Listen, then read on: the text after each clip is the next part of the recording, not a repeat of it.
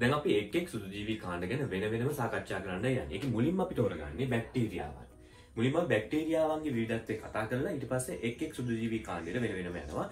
වෛරස, ප්‍රියෝන, ඊට පස්සේ මොලිකියුටිස් ජීවීන් ඒ ආදී වශයෙන් පිළිවෙලට ඉස්සරහට සාකච්ඡා කරගෙන යනවා. බැක්ටීරියාවන් ගත්තොත් එimhe බැක්ටීරියාවන්ගේ විවිධත්වය යටතේ අපි ප්‍රධාන ලක්ෂණ කිහිපයක් කතා කරනවා. පළවෙනි එක තමයි බැක්ටීරියාවන්ගේ සෛල සංවිධානය. බැක්ටීරියාවන් කියලා කියන්නේ ඒකසෛලික ප්‍රෝකැරියෝටාවන්. එහෙම නැත්නම් ඒකසෛලික ප්‍රාග්න්‍යෂ්ටිකීන් තමයි අපි බැක්ටීරියාවන් කියලා කියන්නේ. එතකොට බැක්ටීරියාවන්ගේ සෛල සංවිධානය ප්‍රාග්න්‍යෂ්ටික සෛල සංවිධානය නිරූපණය කරනවා. ඊළඟට ගත්තොත් එimhe සෛල සැකැස්ම බැක්ටීරියාවන්ට ප්‍රධාන වශයෙන් මම ඊට කලින් ඔයගොල්ලන්ට කිව්වා වගේ සෛල සැකසුම් ආකාර 3ක් තියෙනවා. සෛල සැකසුම් ආකාර 3ක් අපිට දකින්නට පුළුවන්. ඒකේ පළවෙනි එක තමයි ගෝලාකාර කොකුස කියලා කියන්නේ. පළවෙනි එක තමයි ගෝලාකාර කොකුස කියලා කියන්නේ. ඊළඟ තමයි දණ්ඩාකාර බැසිලස් කියලා කියන්නේ. දණ්ඩාකාර බැසිලස් කියලා කියන්නේ. තුන්වන ආකාරය තමයි සර්පිලාකාර ආකාරය කියලා කියන්නේ. එතකොට මේ විදිහට බැක්ටීරියාවන්ට ප්‍රධාන රූපාකාරයන් 3ක් අන්තර්ගත වෙනවා. ගෝලාකාර කොකුස, දණ්ඩාකාර බැසිලස් සහ සර්පිලාකාර කියන සෛල සංවිධාන ස්වරූපයන් 3ක් බැක්ටීරියා රාජධානිය තුළ දකින්නට පුළුවන් වෙනවා. ඒකේ මුලින්ම අපි කතා කරොත් එහෙම කොකුස කියන එක මේ කොකුස යටතේ ගත්තොත් එහෙම වර්ග කිහිපයක සෛල සැකසුම් අපිට දකින්නට පුළුවන්. තනි කොකුස නැත්නම් තනි කොකුස බැක්ටීරියාවක් නම් අපි ඒකට කියනවා මොනොකොකස් කියලා. මොනොකොකස් කියලා කියනවා. මොනොකොකස් කියලා කියන්නේ තනි කොකුස බැක්ටීරියාවක් කියන එක. මේගොල්ලෝගේ සෛල විභාජනය වෙද්දී සෛල එක් තලයක් හරහා විභාජනය වෙලා සෛල දෙක එකිනෙකින් වෙන්වීම මගින් තමයි තනි කොකුස සෛල නිර්මාණය කරන්නේ. එක තලයක බෙදිලා සෛල දෙක වෙන් වෙලා යනවා. එතකොට නව සෛල දෙකක් වෙන වෙනම නිර්මාණය වෙනවා. ඒගොල්ලන්ට අපි කියනවා මොනොකොකුස් එහෙම නැත්නම් තනි කොකුස බැක්ටීරියාවන් කියලා. ඊළඟ තමයි ඩිප්ලොකොකස්. කොකුස දෙකක් එකට ඇලිලා. මෙන්න මේ වගේ ඒගොල්ලන්ට අපි කියනවා ඩිප්ලොකොකස් කියලා. ඩිප්ලොකොකස් කියලා කියන්නේ මේ බැක්ටීරියාවන් කොකුස බැක්ටීරියාවන් එක තලයක බෙදිලා බෙදුනට පස්සේ සෛල දෙක වෙන් වෙන්නේ නැතුව ඇලිලා තියෙනවා නම් අපි ඒගොල්ලන්ට කියනවා ද්විත්ව කොකුස එහෙම නැත්නම් ඩිප්ලොකොකස් කියලා. එතකොට එක් තලයක බෙදුනට සෛල දෙක වෙන් වෙන්නේ නැතුව ඇලිලා තියෙනවා. ඒක නිසා ඒගොල්ලෝ ඩිප්ලොකොකස් වෙනවා. හරි. ඊළඟට තියෙන්නේ ස්ට්‍රෙප්ටොකොකස්. ස්ට්‍රෙප්ටොකොකස් කියලා කියන්නේ සෛල එක තලයක බෙදෙනවා. බෙදිලා නව සෛල ඇති කරනවා. මෙන්න මේ තලයේ බෙදිලා දෙපැත්තට නව සෛල ඇති කරනවා. ඇති කරන සියලුම සෛල එකිනෙකට සම්බන්ධ වෙලා දාමයක් විදියට පිහිටනවා නම් සෛල ටික එකම තලයක බෙදිලා ඇති කරන හැම සෛලයක්ම එකිනෙකට ඇලිලා දාමයක් විදියට නිර්මාණය වෙනවා නම් මේ පබුල් වලක් වගේ තියෙන කොකුස දාමයට අපි කියනවා ස්ට්‍රෙප්ටොකොකස් කියලා. ස්ට්‍රෙප්ටොකොකස්. ඔයගොල්ලෝ මේවා ලියන්න දැනගන්න ඕනේ. හරි. ඊළඟ වර්ගය තමයි ස්ටැපිලොකොකස් කියලා කියන්නේ. දැන් ඊළඟ වර්ගය අපි ගමු ටෙට්‍රාකොකස් කියන එක. හරි. ටෙට්‍රාකොකස් කියලා කියන්නේ මේ කොකුස බැක්ටීරියාවන් තල දෙකකට බෙදෙනවා. තල දෙකකට බෙදිලා ඒ ඇතිවන සෛල ඇලිලා තියෙනවා කියන එක. හරි. එක් තලයකට මේ තලයේ යටතේ බෙදුනොත් එහෙම මෙන්න මේ පැත්තට සෛල ඇති වෙනවා. ඊළඟට මෙන්න මේ තලයේ යටතේ මේ ඉස්සර බෙදුනේ මේ තලයේ යටතේනේ. මේ බෝඩ් එකට ලම්බක මේ තලයේ යටතේ බෙදුනේ. දැන් බෙදුනොත් බෝඩ් එකට සමාන්තර තලයක් යටතේ මෙහෙම ඉස්සරහට සෛල දෙකක් එනවා. හරි. මේක මෙහෙම බෙදිලා මේකෙන් ඉස්සරහට එක සෛලයකුත් මේක මෙහෙම බෙදිලා ඉස්සරහට එක සෛලයකුත් එනවා. ඒතර ඔයගොල්ලෝ පැහැදිලිව තේරෙන්න ඕන මේ සෛල දෙක මෙහෙම තියෙද්දි ඊට ඉස්සරහින් තව සෛල දෙකක් නිර්මාණය වෙනවා. එතකොට ඔක්කොම සෛල කීයක් තියෙනවද? සෛල 4ක් තියෙනවා.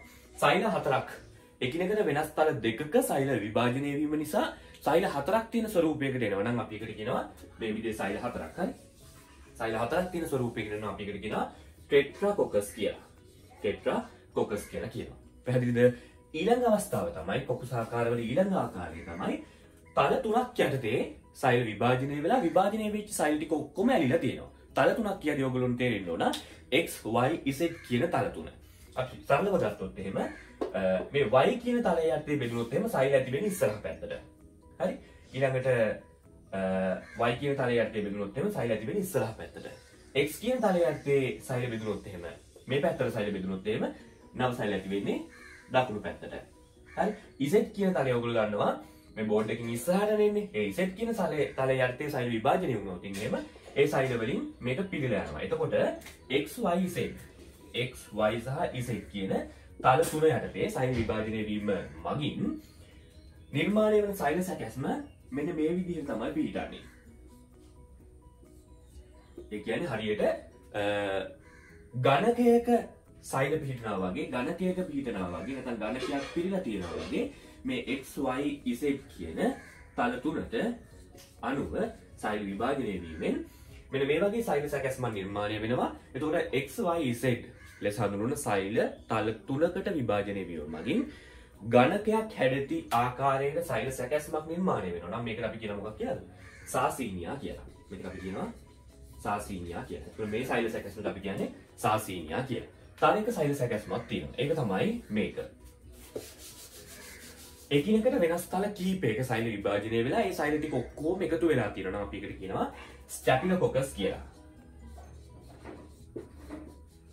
ඒකට අපි කියනවා ස්ටැපිලොකොකස් කියලා. එකිනෙකට වෙනස් තල කිහිපයක සෛල විභාජනය වීම මගින් නිර්මාණය වෙන නව සෛල ඔක්කොම එකට එකතු වෙලා තියෙනවා. මෙතනදී තල 1යි මේ ඔක්කොම තල 1යි තිබුණේ. මෙතනදී තල 2යි, මෙතනදී තල 3යි, මෙතනදී තල 3ට වඩා වැඩිපුර ප්‍රමාණයකට බෙදලා ඇතිවන නව සෛල ටික ඔක්කොම එකට එකතු වෙලා මිදි පොකුරක් වගේ මෙන්න මේ විදිහට අපි කියනවා අහඹු ලෙස සෛල සැකසුම් සහිතව නිර්මාණය වෙනවා. නම් අපි ඒකට කියනවා ස්ටැපිලොකොකස් කියලා. ඔනෝසන්දාල විදිහට ඔහේ සෛල ගොඩක් තියෙනවා. මිදි පොකුරක් වගේ. එහෙමනම් අපි ඒකට කියන්නේ මොකද්ද?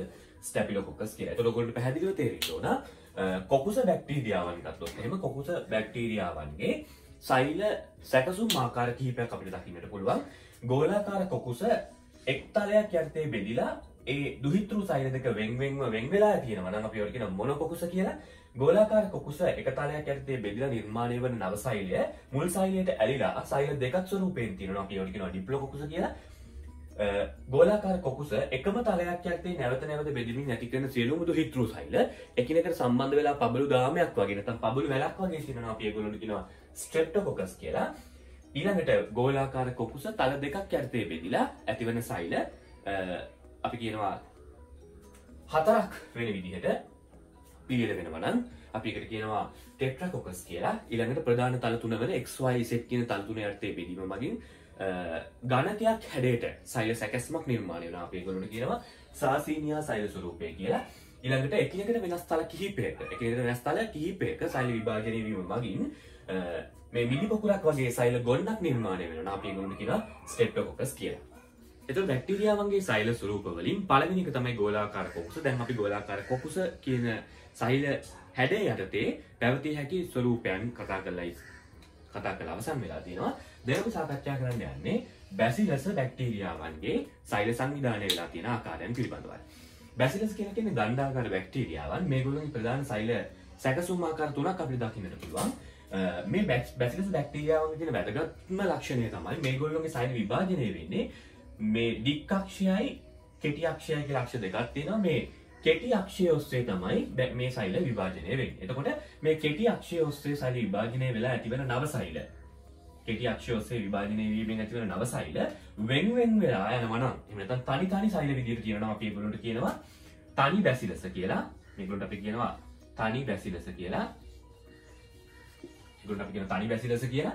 හරි. ඊළඟට මේ කෙටි අක්ෂය ඔස්සේ විභාජනය වෙන සෛල වෙන නැතුව එකකට එකක් සම්බන්ධ වෙලා තියෙනවා. නම් කියන්නේ සෛල දෙකක් වෙන විදිහට අපි ඒගොල්ලන්ට කියනවා ඩිප්ලොබැසිලස් කියලා. ඩිප්ලොබැසිලස් කියලා. ඒ විදිහටම මේ කෙටි අක්ෂය ඔස්සේ විභාජනය වෙන සෛල එකකට එකක් සම්බන්ධ වෙලා මෙන්න මේ විදිහට දාමයක් විදිහට තියෙනවා. නම් අපි ඒගොල්ලන්ට කියනවා ස්ටෙප්ටොබැසිලස් කියලා. ස්ටෙප්ටොබැසිලස් කියලා. ඒතර මේ විදිහට ප්‍රධාන බැසිලස් සෛල සංවිධානය යටතේ සෛල සැකසුම් ආකාර තුනක් අපිට දකින්නට පුළුවන්. මොනොබැසිලස් එහෙම නැත්නම් තනි බැසිලස් කියලා කියනවා. ඉංග්‍රීසි වලින් මොනොබැසිලස් කියලා කියන්නේ. මොනොබැසිලස් එහෙම නැත්නම් සිංහලෙන් කියන්නේ තනි බැසිලස් කියලා. ඊළඟට දෙකක් තියෙන අවස්ථාව ඩිප්ලොබැසිලස්. ඊළඟට දාමයක් විදිහට තියෙන අවස්ථාව ස්ට්‍රෙප්ටොබැසිලස් කියලා. මේ විදිහට බැසිලස් සෛල සංවිධානය යටතේ සෛල සැකසුම් තුනක් අපිට දකින්නට පුළුවන්. ඊළඟට අපි කතා කරන්න යන්නේ තුන්වන සෛල සැකසුම් ආකාරය වන සර්පිලාකාර සෛල සැකසුම් ආකාරය ගැන. මේ සර්පිලාකාර සෛල සැකසුම් ආකාරය යටතේ ප්‍රධාන සෛල දර්ශයන් තුනක් අපිට හඳුනා ගන්න පුළුවන්. සර්පිලාකාරයට යටතේ පළවෙනි එක තමයි කොමා ආකාර කමාවක් වගේ තියෙන විබ්‍රියෝ කමාවක් වගේ තියෙන බැක්ටීරියාවක්. එතකොට සර්පිලාකාරයේ පළවෙනි එක තමයි කොමා ආකාරයේ විබ්‍රියෝ. ඊළඟ එක තමයි සර්පිලාකාරවල ස්පිරිල්ලුම් කියලා කියන්නේ. ස්පිරිල්ලුම් මේ තියෙන්නේ ස්පිරිලුම් කියන සෛල සංවිධානය නැත්නම් සෛල ආකාරය. ඊළඟට සර්පිලාකාරයේ තුන්වෙනි එක තමයි ස්පයිරෝකීටා කියලා කියන්නේ. ඊළඟ ආකාරය තමයි ස්පයිරෝකීටා කියලා කියන්නේ. එතකොට මේ ස්පිරිලුම් සහ ස්පයිරෝකීටාවන්ගේ වෙනස ගත්තොත් එහෙනම් ස්පිරිලුම් වල දඟර කිහිපයක් තියෙන්නේ. ස්පයිරෝකීටාවන්ගේ දඟර ඉතා විශාල ප්‍රමාණයක් තියෙනවා. මේ ස්පයිරෝකීටාවන් යටතේ ඔබ මේ විෂය නිර්දේශයේදී උදාහරණ කිහිපයක් දැනගත යුතුයි. ඒකෙන් පළවෙනි එක කෙනා තමයි ඔයගොල්ලෝ දන්නවා ලෙප්ටෝස්පයිරෝසිස්. ලෙප්ටෝස්පයිරෝසිස් කියන්නේ මියුන ඇති කිරීම සඳහා හේතු වන බැක්ටීරියාව. එයා ස්පයිරෝකීටාවෙක්. ඊට අමතරව ගත්තොත් එහෙම ට්‍රිපොනිමා පැලිඩියම්. ට්‍රිපොනිමා පැලිඩියම් කියලා කියන්නේ ඔයගොල්ලෝ දන්නවා සිෆිලින්ස් ඇති කිරීම සඳහා හේතු වන ලිංගාශ්‍රිත බැක්ටීරියාවක්. તો ලිංගාශ්‍රිත රෝගයක් වන සිෆිලින්ස් ඇති කිරීම සඳහා හේතු වන ට්‍රිපොනිමා පැලිඩියම් කියලා කියන්නේ ස්පයිරෝකීටාවෙක්. ලෙප්ටෝස්පයිරෝසිස් කියලා කියන්නේ ස්පයිරෝකීටාවෙක්. එතකොට බැක්ටීරියාවන්ගේ සෛල සංවිධානය මම ඉස්සෙල්ලා කිව්වා ඔයගොල්ලෝට මේගොල්ලෝ ප්‍රාග්නැස්ටිකින් ඒකසෛලික ප්‍රෝකැරියෝටාවන් කියලා මේගොල්ලෝට කියනවා. ඒත් සෛල සැකැස්ම ගත්තොත් එහෙනම් ප්‍රධාන සෛල සැකසුම් ආකාර තුනක් තියෙනවා. ගෝලාකාර කොකුස මම කලින් කතා කරා ඔයගොල්ලන්ට. ගෝලාකාර කොකුස මෙයාට අපි කතා කරා මොනොකොකස්, ඩිප්ලොකොකස්, ස්ට්‍රෙප්ටොකොකස්, ටෙට්‍රාකොකස්, සාසීනියා සහ ස්ටැෆිලොකොකස් කියන ආකාරයන් කිහිපය. ඊළඟට බැසිලස් කතා කරා. බැසිලස් ඇස්සේ මොනොබැසිලස් එහෙම නැත්නම් තනි බැසිලස්, ඩිප්ලොබැසිලස්, ස්ට්‍රෙප්ටොබැසිලස් කියලා වර්ග තුනක් කතා කරා. ඊළඟට සර්පිලාකාර කියන ආකාරය යටතේ විබ්‍රියෝ එහෙම නැත්නම් කොමා ආකාරයේ විබ්‍රියෝ, ස්පිරිලුම් සහ ස්පයිරෝකීටාවන් කියන ආකාරයන් තුනක් කතා කරා. ස්පයිරෝකීටාවන් යටතේ ඔබ දැනගත යුතු ප්‍රධාන උදාහරණ දෙකක් තියෙනවා විශේෂ නිර්දේශයේ. පළවෙනි එක තමයි ලෙප්ටෝස්පයිරෝසිස් එහෙම නැත්නම් මියුන ඇති කිරීම සඳහා දායක වන බැක්ටීරියාව. අනිත් එක තමයි ට්‍රිපොනිමා පැලිඩියම් එහෙම නැත්නම් සිෆිලින්ස් ඇති කිරීම සඳහා දායක වන බැක්ටීරියාව. ඊළඟට බලන්න යන්නේ මේ කියන ලක්ෂණ වලට අමතරව බැක්ටීරියාවන් තුළ දකින්නට ලැබෙන පෝෂණ විවිධත්වය සහ ශ්වසන විවිධත්වය ගැන. හරි. දැන් අපි සාකච්ඡා කරන්න යන්නේ බැක්ටීරියාවන්ගේ පෝෂණ විවිධත්වය ගැන. මම ඊට කලින් ඔයගොල්ලන්ට පැහැදිලි කරා මේ බැක්ටීරියාවන්ගේ පෝෂණ විවිධත්වය ගැන. මෙතනදී සැලකිය යුතු MCQ බර ගාණක් තියෙනවා. ඒක නිසා මේක ගැන පැහැදිලි මනසකින් යුතුව කියන එක අහගෙන ඉන්න. බැක්ටීරියාවන්ගේ පෝෂණ විවිධත්වය ගැන කතා කරන්න කලින් මම ඊට කලින් ඔයගොල්ලන්ට කිව්වා පෝෂණය යන කුමක්ද කියන එක දැනගෙන ඉන්න ඕන. ජීවීන්ගේ පරිවෘත්තීය ක්‍රියාවලිය සඳහා අවශ්‍ය ද්‍රව්‍ය සහ ශක්තිය පරිසරයෙන් ලබා ගන්නා ක්‍රියාවලිය තමයි අපි පෝෂණය කියලා කියන්නේ. මේ වෙද්දී ජීවී ලෝකයේ ප්‍රධාන පෝෂණාකාරයන් හතරක් හඳුනාගෙන තියෙනවා. එකක් තමයි ප්‍රභා ස්වයංපෝෂීන්, රසායනික ස්වයංපෝෂීන්, ප්‍රභා විෂමපෝෂීන් සහ රසායනික විෂමපෝෂීන් විදියට. ප්‍රධාන පෝෂණාකාරයන් හතරෙන් බැක්ටීරියා රාජධානිය තුළ මේ පෝෂණාකාරයන් හතරම වගේ දකින්නට පුළුවන්. වෙනත් කිසිම රාජධානියක පෝෂණාකාරයන් හතරම දකින්න හම්බෙන්නේ නැහැ. ඒතකොට මතක තියාගන්න ජීවි ලෝකයේ දැනට පවතින පෝෂණාකාරයන් හතර වෙන ප්‍රභා ස්වයංපෝෂීන්, රසායනික ස්වයංපෝෂීන්, ප්‍රභා විෂමපෝෂීන් සහ රසායනික විෂමපෝෂීන් කියන පෝෂණාකාරයන් හතරම දැකිය හැකි එකම රාජධානිය වෙන්නේ බැක්ටීරියා රාජධානිය. එතකොට මේ පෝෂණ විවිධත්වය මම ඊට කලින් කතා කරා වගේම දැන් උදාහරණ සහිතව සාකච්ඡා කරනවා. සාවධානව අහගෙන මේක මතක තියාගන්න ඕනේ. ඒ වගේම මේකේ නෝට් එක දාගන්න ඕනේ. හරි. එතකොට බැක්ටීරියාවන්ගේ පෝෂණය ගත්තොත් එහෙම මම ඊට කලින් කිව්වා වගේ බැක්ටීරියාවන්ගේ පෝෂණය කියලා කියන්නේ බැක්ටීරියාවන්ගේ පරිවෘත්තිය සඳහා අවශ්‍ය ද්‍රව්‍ය සහ ශක්තිය පරිසරයෙන් ලබා ගන්නා ක්‍රියාවලිය තමයි අපි පෝෂණය කියලා කියන්නේ. හරි. මෙතන ද්‍රව්‍ය කියලා කියන්නේ කාබන් වලට, ශක්තිය කියලා කියන්නේ එනර්ජි. හරි. ශක්තිය කියලා කියන්නේ යම් කාර්යයක් කිරීම සඳහා උන්ට අවශ්‍ය වන ප්‍රධාන සාධකය තමයි ශක්තිය කියලා කියන්නේ. එතකොට ද්‍රව්‍යත් ශක්තියත් පරිසරයෙන් ලබා ගන්නා ක්‍රියාවලියට අපි කියන පෝෂණය කියලා. මේකෙදී මේ ද්‍රව්‍ය වල කාබන් ලබා ගන්නා ස්වરૂපය අනුව ප්‍රධාන පෝෂණාකාර දෙකක් තියෙනවා. මේ වෙද්දිත් ඔයගොල්ලෝ දන්නවා ඒක. ද්‍රව්‍ය අණුව, ඒ කියන්නේ කාබන් අණුව ප්‍රධාන පෝෂණාකාරයන් දෙකක් තියෙනවා. කාබන් ලබා ගන්න ආකාරය අනුව තමයි මේක බෙදන්නේ. කාබන් ලබා ගන්න ආකාරය අනුව ප්‍රධාන පෝෂණ වර්ග දෙක. එකක් තමයි අකාබනික කාබන් ලබා ගන්නා පෝෂණ ක්‍රමවේදය. අකාබනික කාබන් කියලා කියන්නේ කාබන් ඩයොක්සයිඩ්. එතකොට කාබන් ලබා ගන්න අකාබනික කාබන් ස්වරූපයෙන් නම් එහෙම නැත්නම් කාබන් ඩයොක්සයිඩ් ස්වරූපයෙන් නම් අපි මේගොල්ලෝට කියනවා ස්වයංපෝෂීන් කියලා. එතකොට මේගොල්ලෝ ස්වයංපෝෂීන්. එතකොට කාබන් ලබා ගන්නේ කාබනික කාබන් විදිහට නම් කාබන් ලබා ගන්නේ කාබනික කාබන් ස්වරූපයෙන් නම් එහෙම නැත්නම් කාබනික සංයෝග වලින් නම් අපි ඒගොල්ලොන්ට කියනවා විෂමපෝෂීන් කියලා. එතකොට මේගොල්ලෝ විෂමපෝෂීන්.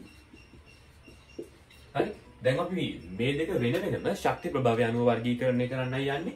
ස්වයංපෝෂීන් ශක්තිය ලබා ගන්නේ ආලෝකයෙන් නම් ස්වයංපෝෂීන් ශක්තිය ලබා ගන්නේ ආලෝකයෙන් නම් ඒගොල්ලෝ ප්‍රභාජීවීන් වෙනවා. හරි. ස්වයංපෝෂීන් ශක්තිය ලබා ගන්නේ අකාබනික සංයෝග ඔක්සිකරණය කිරීමෙන් නම් අකාබනික සංයෝග ඔක්සිකරණය කිරීමෙන් නම් ඒගොල්ලෝ රසායනික පෝෂණයක් රසායනික පෝෂණයක් දරන ජීවීන් විදිහට අපි හඳුන්වනවා නැත්නම් රසායනික ශක්තිය ලබා ගන්නා ජීවීන් විදිහට අපි හඳුන්වනවා. හරි. එතකොට ශක්තිය ආලෝකයේ ලෙස ලබා ගනිමින් කාබන් අකාබනික කාබන් විදිහට ලබා ගන්නා ජීවීන් අපි කියන්නේ ප්‍රභා ස්වයංපෝෂී ජීවීන් කියලා. ශක්තිය අකාබනික සංයෝග ඔක්සිකරණය කිරීමෙන් පිටවන රසායනික ශක්තිය විදිහට ලබාගෙන කාබන් විදිහට අකාබනික කාබන් ලබා ගන්නා ජීවීන් අපි කියනවා රසායනික ස්වයංපෝෂී ජීවීන් කියලා. හරි. ඊළඟට අපි බලමු විෂමපෝෂී ජීවීන්ව ශක්ති ප්‍රභාවය අනුව වර්ගීකරණය කරලා. මේ විෂමපෝෂී ජීවීන් කාබන් ලබා ගන්නේ කාබනික සංයෝග වලින්. දැන් අපි බලමු මේ විෂමපෝෂී ජීවීන් ශක්තිය ලබා ගන්නේ කොහොමද කියලා. මේ විෂමපෝෂී ජීවීන් ශක්තිය ලබා ගන්නේ ආලෝකයෙන් නම් ඒගොල්ලෝ ඉස්සෙල්ලා කිව්වා වගේම ප්‍රභා ජීවීන් වෙනවා. මේ විෂමපෝෂී ජීවීන් ශක්තිය ලබා ගන්නේ කාබනික සංයෝග ඔක්සිකරණයෙන් නම්. කාබනික සංයෝග ඔක්සිකරණයෙන් නම්. මේගොල්ලන්ට අපි කියනවා රසායනික ජීවීන් කියලා. එතකොට විෂමපෝෂී ජීවීන් යටතේ ආලෝකයේ ශක්තිය විදිහට ලබා ගන්නා කාබන් විදිහට කාබනික කාබන් ලබා ගන්නා ජීවීන්ට අපි කියන්නේ ප්‍රභා විෂමපෝෂී ජීවීන් කියලා. විෂමපෝෂී ජීවීන් යටතේ ඉන්න ශක්තිය කාබනික සංයෝග ඔක්සිකරණය කිරීමෙන් ලබා ගන්නා සහ කාබනික සංයෝග වලින් ලබා ගන්නා ජීවීන්ට අපි කියනවා රසායනික විෂමපෝෂී ජීවීන් කියලා. එතකොට දැනට ඔයගොල්ලන්ට තේරෙනවා බැක්ටීරියා රාජධානිය යටතේ ප්‍රධාන පෝෂණ ආකාරයන් අපිට හතරක් දකින්නට පුළුවන්. මේ පෝෂණ ආකාර හතරම අපි වර්ගීකරණය කරලා තියෙන්නේ. එකක් තමයි කාබන් ලබා ගන්නා ස්වරූපය අනුව ස්වයංපෝෂී විෂමපෝෂී කියලා වර්ගීකරණය කරා. ඊළඟ එක තමයි ශක්තිය ලබා ගන්නා ස්වරූපය අනුව ප්‍රභාපෝෂීන් සහ රසපෝෂීන් කියලා වර්ගීකරණය කරා. ඒ අනුව ගත්තොත් එහෙම ස්වයංපෝෂීන් වර්ග දෙකයි ප්‍රභා ස්වයංපෝෂීන් සහ රසායනික ස්වයංපෝෂීන් කියලා. විෂමපෝෂීන් වර්ග දෙකයි ප්‍රභා විෂමපෝෂීන් සහ රසායනික විෂමපෝෂීන් කියලා. ඒතකොට බහුවර්ණ ප්‍රශ්නවලදී ඔයගොල්ලොන්ට ප්‍රශ්න කියවද්දිම තේරෙන්න ඕන මේගොල්ලෝ මොන පෝෂණයටද අයිති වෙන්නේ කියලා. මුලින්ම බලන්නේ මොකක්ද? කාබන් කොහොමද ගන්න කියලා. ඊළඟට බලන්නේ මොකක්ද? ශක්තිය කොහොමද ගන්න කියලා. කාබන් ගන්නේ අකාබනික ස්වරූපයෙන් නම් ඒගොල්ලෝ ස්වයංපෝෂීන්. කාබන් ගන්නේ කාබනික ස්වරූපයෙන් නම් ඒගොල්ලෝ විෂමපෝෂීන්. ඊට පස්සේ බලන්න තියෙන්නේ ශක්තිය ගන්නේ කොහොමද කියලා. ශක්තිය ගන්නේ ආලෝකයෙන් නම් ඒගොල්ලෝ ප්‍රභාපෝෂීන්. ශක්තිය ගන්න රසායනික සංයෝග වලින් නම් ඒගොල්ලෝ රසායනික පෝෂීන්. හරි. එතකොට මේ දෙක එකතු කරලා නම කියන්නයි තියෙන්නේ. හරි. දැන් අපි මේ එක කොට්ටාසේ යටතේ ඉන්න බැක්ටීරියාවන් කවුද කියලා බලමු. මුලින්ම ප්‍රභා ස්වයංපෝෂී බැක්ටීරියාවන් විදිහට අපි හඳුන්වන්නේ කවුද? ප්‍රභා ස්වයංපෝෂී විදිහට ඉන්නේ දම් සල්ෆර් බැක්ටීරියාවන්. දම් සල්ෆර් බැක්ටීරියාවන් තමයි ප්‍රභා ස්වයංපෝෂී යටතේ ඉන්නේ. හරි.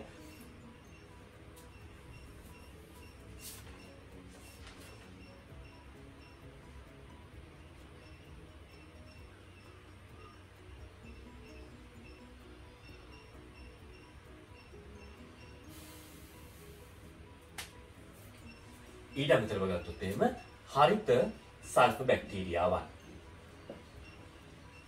එතකොට ප්‍රභා ස්වයංපෝෂී බැක්ටීරියාන් වර්ග දෙකක් අපි විශේෂ නිර්දේශිතකින් ගන්නවා. පළවෙනි එක තමයි දම් සල්ෆර් බැක්ටීරියා, දෙවෙනි එක තමයි හරිත සල්ෆර් බැක්ටීරියා කියලා කියන්නේ. හරි. ඊළඟට අපි කතා කරන්නේ රසායනික ස්වයංපෝෂීන් ගැන. රසායනික ස්වයංපෝෂීන් වලදී අපි ප්‍රධාන උදාහරණ තුනක් සාකච්ඡා කරනවා. ඒකේ පළවෙනි එක තමයි නයිට්‍රෝසෝමෝනාස්. මේගොල්ලෝ අපි නයිට්‍රජන් චක්‍රය යටතේ කතා කරනවා. නයිට්‍රෝසෝමෝනාස් අනිත් එක තමයි නයිට්‍රෝබැක්ටර්. හරි. අවසාන එක තමයි තයෝබැසිලස්. තයොක්සිඩන්ස් කියන බැක්ටීරියාව. තයෝබැසිලස් තයොක්සිඩන්ස් කියන බැක්ටීරියාව. ඒකවල මේ තුන් දෙනා තමයි රසායනික ස්වයංපෝෂීන් යටතේ ප්‍රධාන උදාහරණ වෙන්නේ. හරි.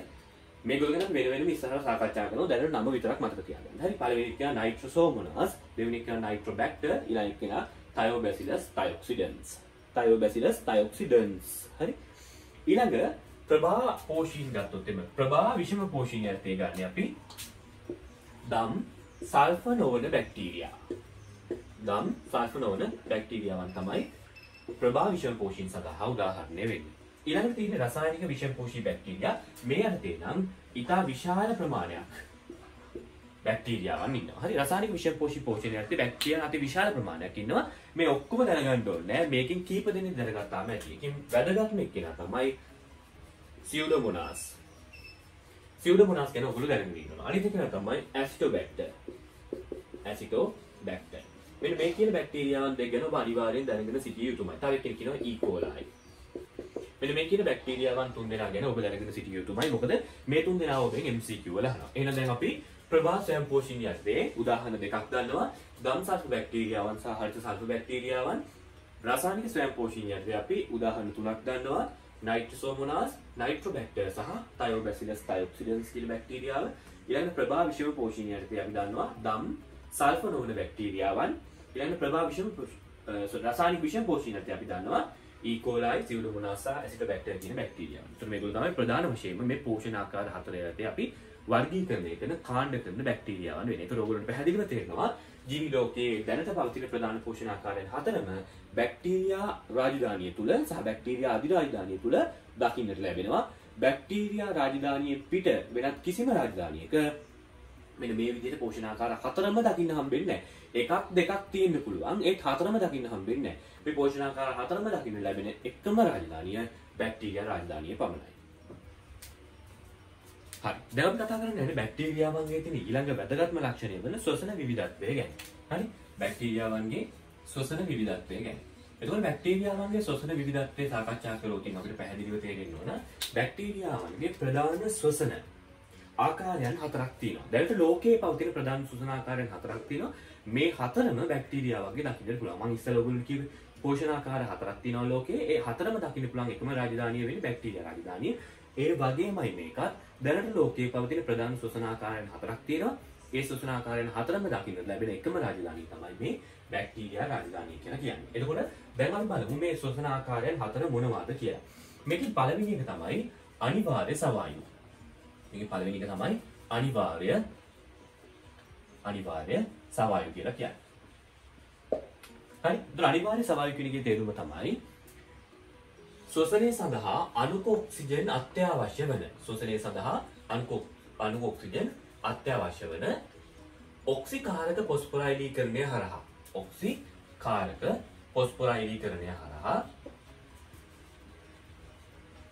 ඔක්සිකාරක පොස්පොරයිලීකරණය හරහා ATP නිෂ්පාදනය කර ගන්නා ජීවීන් අපි කියනවා අනිවාර්ය සවායුක බැක්ටීරියාවන් කියලා. ඒතර කරුණු දෙකක් තියෙනවා මතක තියාගන්න.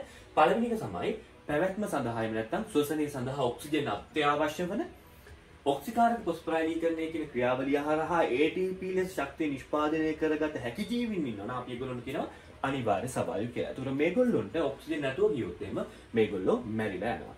ඒතර මේ අනිවාර්ය සවායුක බැක්ටීරියාවන් යටතේ ප්‍රධාන වශයෙන් අපි කතා කරනවා බැක්ටීරියාවන් දෙකක්. එක්කෙනෙක් තමයි ඇසිටෝබැක්ටර් කියලා කියන්නේ. ඇසිටෝබැක්ටර් කියලා කියන අනිත් එක තමයි සියුඩෝමෝනාස් කියලා කියන්නේ. හරි. එතකොට මේක තමයි විශේෂ නිර්දේශී ඔබට දීලා තියෙන උදාහරණේ. නමුත් මේකත් MCQ වල ඔබෙන් අහනවා. එතකොට මේ දෙකම දැනගෙන ඉන්න ඕන. හරි.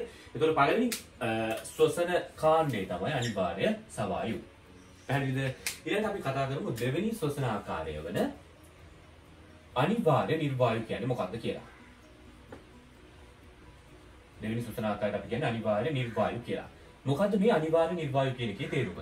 අනිවාර්ය නිර්වායු කියලා කියන්නේ පැවැත්ම සඳහා ඔක්සිජන් අවශ්‍ය නොවන පැවැත්ම සඳහා නැත්නම් ශ්වසනය සඳහා ඔක්සිජන් අවශ්‍ය නොවන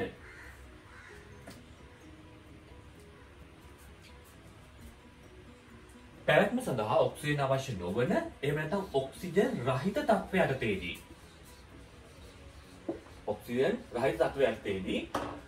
ජීවත් වන ඔක්සිජන් රහිත තත්ත්වයටදී ජීවත් වන ඒ වගේමයි නිර්වායු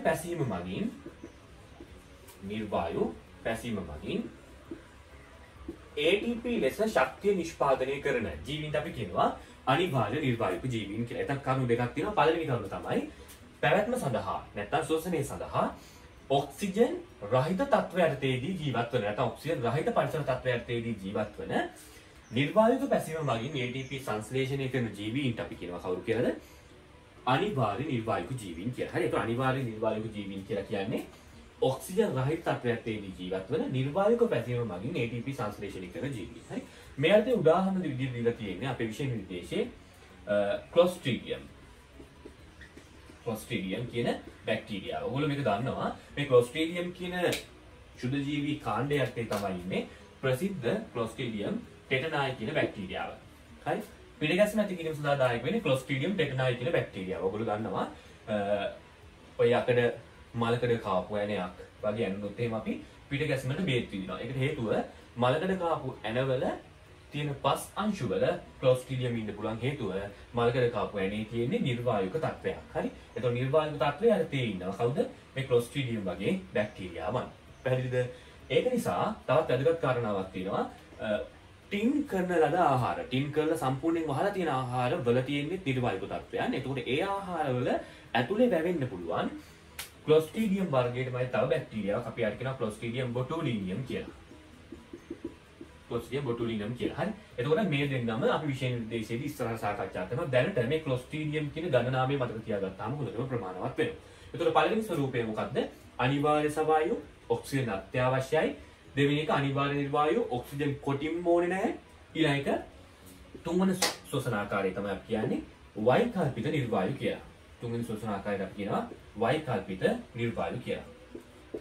තුන්වෙනි ශ්වසන ආකාරයේ වෛකල්පික නිර්වායු කියලා කියනවා. දැන් අපි බලමු මොකද්ද මේ වෛකල්පික නිර්වායු කියලා කියන්නේ කියලා. හරි.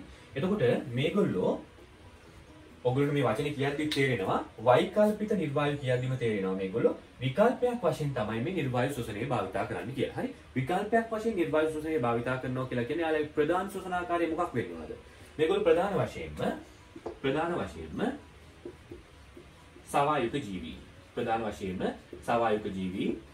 ප්‍රධාන වශයෙන් සවායුක ජීවීන් නම් ශක්තිය නිෂ්පාදනය කරගන්නේ කොහොමද? ඔක්සිකාරක ෆොස්ෆොරයිලීකරණයෙන්. හරි. ප්‍රධාන වශයෙන් සවායුක වන අතර ඔක්සිකාරක ෆොස්ෆොරයිලීකරණයෙන් ATP සංශ්ලේෂණය කරගන්නවා. හරි. මීට අමතරව නිර්වායුක තත්ත්වයක් පැමිණි අවස්ථාවලදී එතකොට නිර්වායුක තත්ත්වයක් පැමිණියාම මොකද කරන්නේ මේගොල්ලෝ? මේගොල්ලෝ එතකොට නිර්වායු ශ්වසනය කරන්න පටන් ගන්නවා. විකල්පයක් වශයෙන් නිර්වායුක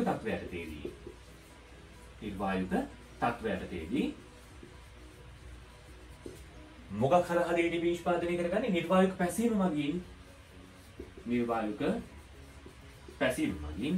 ATP නිෂ්පාදනය කරගන්නට පුළුවන්. නිර්වායුක පැසීම ඇත්තේ ATP නිෂ්පාදනය කරගන්න පුළුවන් ජීවීන්ට අපි කියනවා වෛකල්පික නිර්වායු කියලා. එතකොට මේ දෙකේම එකතුවක් වගේ තමයි මේක. හරි. ප්‍රධාන වශයෙන් මේගොල්ලෝ සවායුක කට්ටිය ඔක්සිකාරක ෆොස්ෆොරයිලීකරණය හරහා ATP නිෂ්පාදනය කරගන්නේ. ඔක්සිජන් අඩු වුණොත් බැරි වෙලා හරි මාධ්‍යයෙන්. එතකොට මේගොල්ලෝ එකපාරට මොනව කරන්න පටන් ගන්නවද? නිර්වායු පැසීම කියන ක්‍රියාවලිය කරලා නිර්වායු පැසීම හරහා ATP නිෂ්පාදනය කරගන්නවා. එතකොට මේගොල්ලෝට දෙකක් තියෙනවා. හරි. විකල්පයකුත් තියෙනවා. නිර්වායු තත්ත්වයක් ආව කියලා මේගොල්ලෝ මැරිලා යන්නේ නැහැ. හරි. එතකොට මේ අර්ථයෙන් අපි සාකච්ඡා කරන ප්‍රධාන බැක්ටීරියාව තමයි E. coli කියලා කියන්නේ. E. coli කියලා කියන්නේ මේ අර්ථයෙන් අපි කතා කරන ප්‍රධාන බැක්ටීරියාව. නමුත් මතක තියාගන්න මේ වෛකල්පික නිර්වායු ශ්වසනය සඳහා මෙතනදී අපි කතා කරන්නේ බැක්ටීරියාවන් විතරනේ. මේ වෛකල්පික නිර්වායු ශ්වසනය සඳහා දර්ශනීය උදාහරණය වෙන්නේ මේ E. coliටත් වඩා එහා ගිය තව එක්කෙනෙක් ඉන්නවා. හැබැයි ආ බැක්ටීරියාවක් නන් නෙවෙයි. ඒ නිසා MCQ වල හරියට ටිකක් පරිස්සමෙන් බලන්න. හරි. වෛකල්පික නිර්වායු ශ්වසනය කරන බැක්ටීරියාව කවුද කියලා අහුවොත් උත්තරේ E. coli. වෛකල්පික නිර්වායු ශ්වසනය කරන ජීවියෙක් කියලා අහුවොත් එම E. coli වෙන්නත් පුළුවන්. නැත්නම් තව එක්කෙනෙක් ඉන්නවා. එයා තමයි Saccharomyces. Saccharomyces කියලා කියන්නේ. හරි. Saccharomyces කියලා කියන්නේ yeast වලට. හරි. එතකොට මෙයා දිලීරයක්. නමුත් මෙයාට පුළුවන් වෛකල්පික නිර්වායු ශ්වසනය කරන්න. මෙයාගේ වෛකල්පික නිර්වායු ශ්වසනය භාවිතා කළ තමයි මද්යසාර, අරක්කු, නැත්නම් බේකරි නිෂ්පාදන ඔක්කොම ගොඩනගන්නේ මේ Saccharomyces cerevisiae නැත්නම් yeast කියන දිලීරයේ වෛකල්පික නිර්වායු ශ්වසනය භාවිතා කළා. එතකොට මේ දෙක තමයි වෛකල්පික නිර්වායු ශ්වසනය සඳහා විශේෂ නිර්දේශීය දර්ශීය උදාහරණ දෙක. නමුත් මෙයා බැක්ටීරියාව මේක දිලීරය. ලියා ගන්නවා මේක දිලීරයක් කියලාම ලියා ගන්න. මෙතෙන්ට මම දැන් මේ මතක් කරන්න ඕන නිසා. නමුත් මෙයා මෙතෙන්ට නෙමෙයි අයිති වෙන්නේ. හරි. මේක අයිති වෙන්නේ දිලීර කියන කොටාසේ යටතේ. නමුත් මතක තියාගන්න මේක MCQ අහන්න. ඊළඟට තියෙන අවසාන ශ්වසන ආකාරය තමයි ඒක තමයි නියමම ශ්වසන ආකාරය. අපි ඒකට කියනවා ශුද්ධ වාතකාමී කියලා. ශුද්ධ වාතකාමී කියලා කියනවා. අවසාන ශ්වසන ආකාරයකට අපි කියන්නේ මොකද්ද? ශුද්ධ වාතකාමී කියලා. ශුද්ධ වාතකාමී කියන එකේ තේරුම මොකක්ද? ශුද්ධ වාතකාමී කියන වචනයෙන් ගත්තොත් එimhe ශුද්ධ අඩුවෙන් වාතකාමී වාතයට කැමති. අඩුවෙන් වාතයට කැමති. ඒ නිසා මතක තියාගන්න සාමාන්‍ය වායු ගෝලයේ තියෙන ඔක්සිජන් සංයුතියට වඩා අඩු ඔක්සිජන් සංයුතියක් වඩා හිතකර වල ජීවීන්. හරි. සාමාන්‍ය වායු ගෝලයේ තියෙන ඔක්සිජන් සංයුතියට වඩා අඩු ඔක්සිජන් සාන්ද්‍රණයක් හිතකර වල ජීවීන්. අපි කියනවා කවුද කියලාද? ශුද්ධ වාතකාමීන් කියලා. මේ ඇසේ ගන්න දර්ශීය උදාහරණය තමයි ලැක්ටෝබැසිලස් කියලා කියන්නේ. ලැක්ටෝබැසිලස් කියලා කියන්නේ. දැන් ඔයගොල්ලෝ කල්පනා කරනවා ඇති මේක කොහොමද පැහැදිලි කරන්නේ කියලා. මම චුට්ටක් ඔයගොල්ලන්ට පැහැදිලි කරන්නම්. ඔයගොල්ලෝ දන්නවා කිරි මුදවද්දී නැත්නම් යෝගට් වගේ මුදවද්දී ඒ යෝගට් මිශ්‍රණයේ යෝගට් කප් වලට දාලා අපි උඩ පියන වහනවා. මතක තියාගන්න උඩ පියන වහන්න නැතුව තිබ්බොත් එහෙම මේවා කැට වෙන්නේ නැහැ. නැත්නම් මිදෙන්නේ නැහැ. යෝගට් මිදෙන්නේ නැහැ. ඒකට හේතුව උඩ පියන වැහුවට පස්සේ පියන සහ දැන් උදාහරණයක් ගත්තොත් මේ යෝගට් කප් එක යෝගට් දාලා මේ පියන මෙහෙම මුලින් වහනවා. හරි. මේක වැහුවේ නැත්තම් මොකද වෙන්නේ?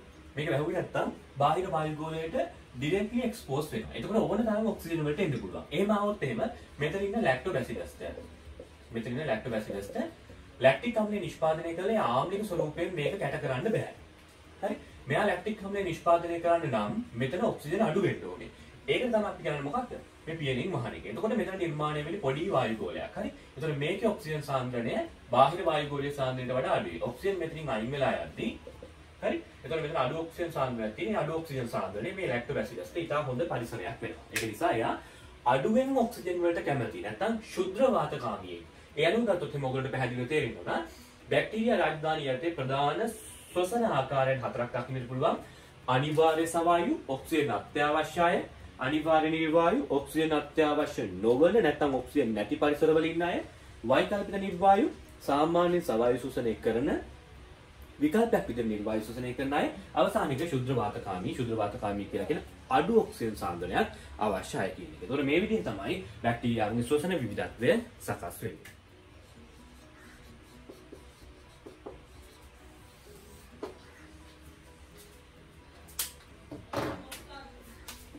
හරි. දැන් අපි සාකච්ඡා කරන්නේ බැක්ටීරියාවන්ගේ වෙනත් පරිවෘත්තීය විවිධත්වයක් ගැන. තවත් පරිවෘත්තීය විවිධත්වයක් ගැන. ඒක තමයි ඔයගොල්ලෝ මීට කලින් කිව්වා වගේ නයිට්‍රජන් තිර කිරීමේ හැකියාව කියලා කියන්නේ. නයිට්‍රජන් තිර කිරීමේ හැකියාව කියලා කියන්නේ. මතක තියාගන්න මේ අර්ථයේ MCQ ගොඩාක් අහලා තියෙනවා මේ විෂය නිර්දේශය තුල. නයිට්‍රජන් තිර කිරීමේ හැකියාව කියලා කියන්නේ වායු ගෝලයේ තියෙන N2 වායු ගෝලයේ තියෙන නයිට්‍රජන් වායුව ශාක දේහවල හෝ පසේ ඇමෝනියම් අයන බවට පත් කිරීමේ හැකියාව. ඔයගොල්ලෝ දන්නවා N2 වල ඔක්සිකරණාංකය 0යි. ඇමෝනියා වල ඔක්සිකරණාංකය ඍණ 3යි. ඒතර ඔයගොල්ලෝ තේරෙන්න ඕන මේක ඔක්සිහරණයක්. හරි. නයිට්‍රජන් ඔක්සිහරණය කිරීමක් තමයි අපි මේ නයිට්‍රජන් තිර කිරීම කියලා කියන්නේ. පැහැදිලිද? ඒතකොට මේ නයිට්‍රජන් තිර කිරීමේ හැකියාව තියෙන්නේ බැක්ටීරියා රාජධානිය සමාජිකයින්ට පමණයි. සරලව කිව්වොත් එහෙම ප්‍රාග්න්‍යෂ්ටිකීන් තුළ පමණක් දක්නට ලැබෙන විශේෂ ලක්ෂණයක් තමයි මේ නයිට්‍රජන් තිර කිරීමේ හැකියාව කියලා කියන්නේ. ඒතර මම ඒක මෙතන ලියනවා ප්‍රාග්න්‍යෂ්ටිකීන්ට පමණයි. ප්‍රාග්න්‍යෂ්ටිකීන්ට පමණක් තියෙන විශේෂ ලක්ෂණයක් තමයි මේ නයිට්‍රජන් තිර කිරීමේ හැකියාව කියලා කියන්නේ. මේක MCQ අහනවා ඔයගොල්ලෝගෙන්. හරි. ඊළඟ වැදගත්ම කාරණාව තමයි මේ ප්‍රාග්න්‍යෂ්ටිකයින්ගෙනුත් හැම ප්‍රාග්න්‍යෂ්ටිකයකම නයිට්‍රජන් තිර කරනවද කියන එක. නැහැ. ප්‍රාග්න්‍යෂ්ටික රාජධානියේ එහෙම නැත්නම් බැක්ටීරියා රාජධානියේ ඉන්න සමාජිකයින් ගත්තොත් එහෙම බැක්ටීරියා රාජධානියේ ඉන්න සමාජිකයෝ හැමෝම නයිට්‍රජන් තිර කරනවද? අපොයි නෑ. බැක්ටීරියා රාජධානියේ ඉන්න සමාජිකයින්ගෙන් නයිට්‍රජන් තිර කිරීමේ හැකියාව තියෙන්නේ නයිට්‍රජනේස් කියන එන්සයිමය තියෙන බැක්ටීරියාවන් පමණයි. නයිට්‍රජනේස් කියන එන්සයිමය දරන බැක්ටීරියාවන් පමණයි මේ නයිට්‍රජන් තිර කිරීමේ ක්‍රියාවලිය සඳහා දායක වෙන්නේ. පැහැදිලිද? එතකොට මේ විදිහට නයිට්‍රජන් තිර කිරීමේ හැකියාව තියෙන බැක්ටීරියාවන් ප්‍රධාන කාණ්ඩ දෙකක් අපි විෂය නිර්දේශයේදී ඉගෙන ගන්නවා. ඒකෙන් පළවෙනි එක තමයි නිදැලි වාසීන්. කියලා කියන්නේ. එතකොට මේගොල්ලෝ නිදහසේ ඉඳගෙන නයිට්‍රජන් තිර කරනවා. ඒ කියන්නේ නිදහසේ පරිසරයේ තනිව ජීවත් වෙමින් නයිට්‍රජන් තිර කරන කට්ටිය. මේ විදිහට නිදහසේ ඉඳන් නයිට්‍රජන් තිර කරන ජීවියෙක් සඳහා උදාහරණය තමයි ඇසොටෝබැක්ටර් කියලා කියන්නේ. නම මොකද්ද? ඇසොටෝබැක්ටර්. ඊට කලිනුත් මේ වගේ නමක් ඇහුවානේ. ඒ ඇසිටෝබැක්ටර්නේ. ඒ ඇසිටෝබැක්ටර් අපි ඒක ඇසිටෝබැක්ටර් තැන් දෙකකදී කතා කරා. එකක් තමයි අනිවාර්ය සවායු කියන තැනදී කතා කරා. ඊළඟට අපි කතා කරා රසායනික විෂම පෝෂීන් කියන කැලේදී කතා කරා. හරි. ඒ ඇසිටෝබැක්ටර්නේ. ඒ විනාගිරි නිෂ්පාදනය සඳහා ආයත වෙන ඇසිටෝබැක්ටර්. මේ ඇසොටෝබැක්ටර්. මෙයා වෙනයි ඈ. ඒක නිසා MCQ වල ඒ දෙන්නව අපූර්වට මාරු කරලා දෙනවා. ඔයගොල්ලන්ට වරද්ද ගන්න. ඔයගොල්ලන්ට කැමති නම් වරද්ද ගන්න පුළුවන්. ඒක නිසා වරද්ද ගන්න නැතුව මතක තියාගන්න. නිදැලි වාසී නයිට්‍රජන් තිර කරන බැක්ටීරියාව වෙන්නේ ඇසොටෝබැක්ටර්. ඒසෙක්ඩෝ. හරි. පැහැදිලිද? ඊළඟට නයිට්‍රජන් තිර කිරීමේ හැකියාව තියෙන තව කොටසක් ඉන්නවා. අපි ඒගොල්ලන්ට කියනවා සහජීවී ලෙස නයිට්‍රජන් තිර කරන බැක්ටීරියාවන් කියලා. ඒගොල්ලෝ අපි කියනවා සහජීවී ලෙස නයිට්‍රජන් තිර කරන බැක්ටීරියාවන් කියලා. සහජීවී කියන්නේ මොකද්ද? සහජීවී කියලා කියන්නේ පෝෂණ අවශ්‍යතාවය සඳහා ජීවි විශේෂ දෙකක් හෝ වැඩි ගණනක් එකිනෙකා සමග අන්තර්ක්‍රියා කරමින් ජීවත් වෙන සංගම් වලට තමයි අපි කියන්නේ සහජීවී කියලා. එතකොට මේ දැන් කතා කරන බැක්ටීරියාවන් සහජීවී විදිහට තව කෙනෙක් එක්ක ඉඳගෙන නයිට්‍රජන් තිර කරන කට්ටිය. උදාහරණය කවුද? රයිසෝබියම්. උදාහරණය කවුද? රයිසෝබියම්. රයිසෝබියම් කියන්නේ කවුද? රයිසෝබියම් කියලා කියන ඔයගොල්ලෝ දන්නවා රනිල ශාක ගත්තොත් එහෙම රනිල ශාකවල තියෙන රනිල මුල් ඔනිදි කුම්බා වගේ ශාක තියෙන රනිල ශාක, සෝයා බෝංචි වගේ රනිල ශාක තියෙනවානේ. ඒ රනිල ශාකවල මේ මුල් වල තියෙනවා රනිල මූල ගැටිති. හරි? රනිල මූල ගැටිති. මේ රනිල මූල ගැටිති වල ඉන්න බැක්ටීරියාව තමයි මේ කවුරු කියන්නේ? රයිසෝබියම් කියලා කියන්නේ. එතකොට මෙයා මේ ශාකයත් එක්ක ඉඳගෙන ශාකය වෙනුවෙන් නයිට්‍රජන් තිර කරලා දෙනවා. ඒ වෙනුවට ශාකය මනින් මෙයාට ඉන්න තැනත් අවශ්‍ය පෝෂණයක් ජලයක් ලබා දෙනවා. එතකොට ඔයගොල්ලෝ පැහැදිලි වෙන්න ඕන ශුද්ධ ජීවීන්ගේ බැක්ටීරියාවන් ගත්තොත් එහෙනම් බැක්ටීරියාවන්ගේ තියෙන තව විශේෂිත පරිවෘත්තීය ක්‍රියාවලිය තමයි මේ නයිට්‍රජන් තිර කිරීමේ හැකියාව කියලා කියන්නේ. එතකොට මේක බැක්ටීරියා රාජධානියේ පමණක් දකින්නට පුළුවන් එකක්. ඒ වගේමයි බැක්ටීරියා රාජධානියේ හැම සමාජිකයෙක්ම නයිට්‍රජන් තිර කරන්නේ නැහැ. නයිට්‍රජනේස් එන්සයිමේ තියෙන කට්ටිය විතරයි නයිට්‍රජන් තිර කරන්නේ. ඊළඟ කාරණාව තමයි මේ නයිට්‍රජන් තිර කිරීමේදී වෙන්නේ වායුවලේ තියෙන N2 කියන වායුව ඇමෝනියම් අයන බවට පත් වෙන එක. ඒකට ඔක්සිකරණාංකය අඩුවීමක් වෙන්නේ. එහෙනම් නයිට්‍රජන් තිර කිරීම කියලා කියන්නේ ඔක්සිහරණය වීම. ඊළඟ තමයි නයිට්‍රජන් තිර කිරීම සඳහා දායක වෙන්නේ ප්‍රධාන බැක්ටීරියා කාණ්ඩ දෙකක්. ඒකේ පළවෙනි එක තමයි නිදැලිවාසීන් කියලා කියන්නේ. දෙවෙනි එක තමයි සහජීවීන් කියලා කියන්නේ. නිදැලිවාසීන් පරිසරයේ තනිවම ජීවත් වෙමින් නයිට්‍රජන් තිර කරනවා. සහජීවීන් වෙනත් ජීවීන් සමග අන්තර්ක්‍රියා කරමින් නයිට්‍රජන් නිෂ්පාදනය කරනවා. මේක තමයි මේගොල්ලෝගේ පරිවෘත්ති විවිධත්වයේ වැදගත්ම කෑල්ල වෙන්නේ. ඊළඟට අපි කතා කරනවා මේගොල්ලෝගේ ප්‍රජනනය සම්බන්ධයෙන්. බැක්ටීරියාවන්ගේ ප්‍රජනනය සම්බන්ධයෙන් කතා කරොත් එහෙම බැක්ටීරියාවන් ප්‍රධාන ප්‍රජනන ආකාරයන් දෙකක් තියෙනවා. ඒකෙන් පළවෙනි එක තමයි බැක්ටීරියාවන්ගේ අලිංගික ප්‍රජනනය, දෙවෙනි එක තමයි බැක්ටීරියාවන්ගේ ලිංගික ප්‍රජනනය. හරි? බැක්ටීරියාවන්ගේ අලිංගික ප්‍රජනනය ගත්තොත් එහෙම අලිංගික ප්‍රජනනය කියලා කියන්නේ ඔයගොල්ලෝ දන්නවා බැක්ටීරියාවන් ඊට සරල සම නව බැක්ටීරියාවන් නිර්මාණය කරන එකක්. හරි. එතකොට අලිංගික ප්‍රජනනයේ අර්ථයේ ප්‍රධාන වශයෙන් අපිට දකින්නට පුළුවන් වෙන්නේ බැක්ටීරියාවන්ගේ ද්විඛණ්ඩනය කියන එක. හරි. මම ඔයගොල්ලෝ කෙටි අක්ෂය ඔස්සේ වෙලිලා නව සෛල දෙකක් නිර්මාණය කරනවා. මේක තමයි අපි ද්විඛණ්ඩනය කියලා කියන්නේ. ඒක අපි ද්විඛණ්ඩනය කියලා කියන්නේ. හරි. මේක තමයි බැක්ටීරියා රාජධානිය අපිට බහුලව දකින්නට හම්බෙන අලිංගික ප්‍රජනන ආකාරය. මීට අමතරව ගත්තොත් එහෙම තව අපිට දකින්නට පුළුවන් තවත් ප්‍රජනන ආකාරයක් විදිහට කඩ වීම කියන එක. බැක්ටීරියා සූත්‍රිකා වගේ ඒවා කැලි වලට කැඩිලා යනවා. ඒක අපි කියන්නේ කඩ වීම කියලා. කඩ වීම. තව අලිංගික ප්‍රජනන ආකාරයක් විදිහට දකින්න පුළුවන් අංකුරණය කියලා. හරි? එතකොට ද්විඛණ්ඩනය, කඩ වීම සහ අංකුරණය කියන ප්‍රධාන අලිංගික ප්‍රජනන ආකාරයන් තුනක් තියෙනවා. මේ තුنين වැඩියෙන්ම තියෙන ප්‍රජනන ආකාරය තමයි ද්විඛණ්ඩනය කියලා කියන්නේ. මේවා සාපේක්ෂව අඩුවෙන් තමයි ඉතා කලාතුරකින් තමයි අපිට දකින්නට හම්බෙන්නේ. ඊළඟ තියෙන්නේ ලිංගික ප්‍රජනනය කියන එක. මේ ලිංගික ප්‍රජනනය ගත්තොත් හැම බැක්ටීරියාවක්ම ලිංගික ප්‍රජනනය කරනවද? නැත. බැක්ටීරියා රාජධානියේ සමාජීවීන්ගෙන් සමහරක් පමණක් ලිංගික ප්‍රජනනය කරනවා. ඒතකොට ඒගොල්ලෝ මොකද කරන්නේ? ආසන්නයට එනවා බැක්ටීරියාවන් දෙකක්. හරි? මේ බැක්ටීරියාවන් තියෙනවා පිලයි කියලා જાතියක්. ඔයගොල්ලෝ දන්නවා පිලයි කියලා කියන්නේ බැක්ටීරියාවන්ගේ එළියට ඇවිල්ලා තියෙන මෙන්න මේ වගේ පොඩි කෑලි. හරි? මේ පිලයි වල සමහරක් පිලයි වර්ග තියෙනවා. අපි ඒවට කියනවා ලිංගික පිලයි එහෙම නැත්නම් සෙක්ස් පිලයි කියලා. ඒ සෙක්ස් පිලයි කියන ඒවා හරහා ළඟ තියෙන බැක්ටීරියාවන් දෙකක් එකිනෙකට මෙන්න මේ විදිහට සම්බන්ධ වෙනවා. සම්බන්ධ වෙලා මොකද කරන්නේ? මේගොල්ලෝගේ තියෙනනේ ප්‍රධාන චක්‍රයේ DNA දාමේ ඒක කොහොමම තියෙද්දි මේගොල්ලෝ ගාව තව චූටියට තියෙනවානේ ප්ලාස්මිඩ් DNA අණුව කියලා. ඔන්න ඔය ප්ලාස්මිඩ් DNA අණුව හුවමාරු කර ගන්නවා. මෙයාගේ ප්ලාස්මිඩය මෙයාට දෙනවා. මෙයාගේ ප්ලාස්මිඩය මෙයාට දෙනවා. පැහැදිලිද? ප්ලාස්මිඩ හුවමාරු කරගෙන ප්‍රවේණික ද්‍රව්‍යයන් හුවමාරු කර ගන්නවා. ප්‍රවේණික ද්‍රව්‍යයන් හුවමාරු වෙන නිසා මේක ලිංගික ප්‍රජනනයක් කියලා අපි හඳුන්වනවා. මේක තියෙන ලස්සන නම තමයි අපි සංයුග්මනය කියලා කියන්නේ. මේක කියනවා සංයුග්මනය කියලා. එහෙනම් සංයුග්මනය කියලා කියන්නේ බැක්ටීරියා රාජධානිය තුළ අපිට දකින්න පුළුවන් වෙන ලිංගික ප්‍රජනන ආකාරය. හරි? එතකොට අලිංගික ප්‍රජනන ආකාරයන් වලින් බැක්ටීරියාවන්ගේ සර්වසම දුහිතෘ බැක්ටීරියාවන් විශාල ප්‍රමාණයක් නිෂ්පාදනය වෙනවා. මේ හරහා ලක්ෂණ මිශ්‍ර වෙච්ච බැක්ටීරියාවලුත් නිර්මාණය වෙනවා. ඒත් දැන් ඕගොල්ලෝ කල්පනා කරනවා ඇති මේ දෙකේ වැදගත්කම මොකක්ද කියලා. මතක තියාගන්න මේ සංයුග්මනය කියන ක්‍රියාවලිය හරහා රෝගවලට ප්‍රතිරෝධී නැත්නම් ඖෂධවලට ප්‍රතිරෝධී ට්‍රීට්මන්ට් වලට රෙසිස්ටන්ට් බැක්ටීරියාවන් නිර්මාණය වෙන්නට පටන් ගන්නවා. උදාහරණයක් විදිහට ගත්තොත් එහෙම මේ බැක්ටීරියාවට ඉස්සෙල්ලා පෙනිසිලින් දීලා අපිට ඒව මරන්න පුළුවන්කම තිබ්බනම් දැන් මෙයා ගාවට මෙයාගෙන් එනවා පෙනිසිලින් වලට ප්‍රතිරෝධී ජානයක්. ඒ නිසා මේ බැක්ටීරියාව ආය ආසාදනය වුණාට පස්සේ එයාව පෙනිසිලින් දීලා විනාශ කරන්න බෑ. හේතුව එයාගේ පෙනිසිලින් වලට සංවේදීතාවය කියන එක මේ පැත්තට ගිහින් පෙනිසිලින් වලට සංවේදී නොවන එහෙම නැත්නම් පෙනිසිලින් වලට ප්‍රතිවිරුද්ධ කියන ජානයක් එයා ගාවට ඇවිල්ලා තියෙනවා. එහෙනම් මේ සංයුග්මනය කියන ක්‍රියාවලිය වෛද්‍ය විද්‍යාත්මක පැත්තෙන් අපිට ලොකු ප්‍රශ්නයක් වෙලා තියෙනවා. ඒකට හේතුව තමයි බැක්ටීරියාවන් වෛරස් වගේ ආසාදකීන් අතර එන්න ප්‍රතිජීවක ඖෂධ වලට රෙසිස්ටන්ට් එකක් එහෙම නැත්නම් ප්‍රතිරෝධයක් නිර්මාණය වෙනවා. ඒක වෙන්න ප්‍රධාන හේතුව වෙන්නේ මේ සංයුග්මනය කියන ලිංගික ප්‍රජනන ක්‍රියාවලිය සහ විකෘති කියන ක්‍රියාවලිය. හරි. ඒතර ඒක මෙතනදී වැදගත් වෙනවා. දැන් ඔයගොල්ලෝ පැහැදිලි ඇති බැක්ටීරියාවන්ගේ පරිවෘත්තිය අපි කතා කරා නයිට්‍රජන් දින කිරීම, ප්‍රජනනය අපි කතා කරා අලිංගික ප්‍රජනනය සහ ලිංගික ප්‍රජනනය කියලා. හරි. දැන් අපි සාකච්ඡා කරන්න යන්නේ සයනොබැක්ටීරියාවන් ගැන. සයනොබැක්ටීරියාවන් අයිති වෙන්නේ බැක්ටීරියා රාජධානිය. හරි. ඒතකොට සයනොබැක්ටීරියාවන් කියලා කියන්නේ බැක්ටීරියා රාජධානියේම තවත් එක් ජීවි කොටසක් වෙනවා. මේ සයනොබැක්ටීරියාවන්ට අද අපි සයනොබැක්ටීරියා කියන නම භාවිතා කරාට මෙයාලට ඉස්සෙල්ලා කිව්වේ නීල හරිත ඇල්ගාවන් කියලා. මේගොල්ලෝ ඉස්සෙල්ලා කිව්වේ නීල හරිත ඇල්ගාවන් කියලා. මේව කියන්නේ ප්‍රධාන හේතුව වෙන්නේ සයනොබැක්ටීරියාවන් නිල් සහ කොළ වර්ණයෙන් යුක්ත වන නිසා. සයනොබැක්ටීරියාවන් ඉස්සර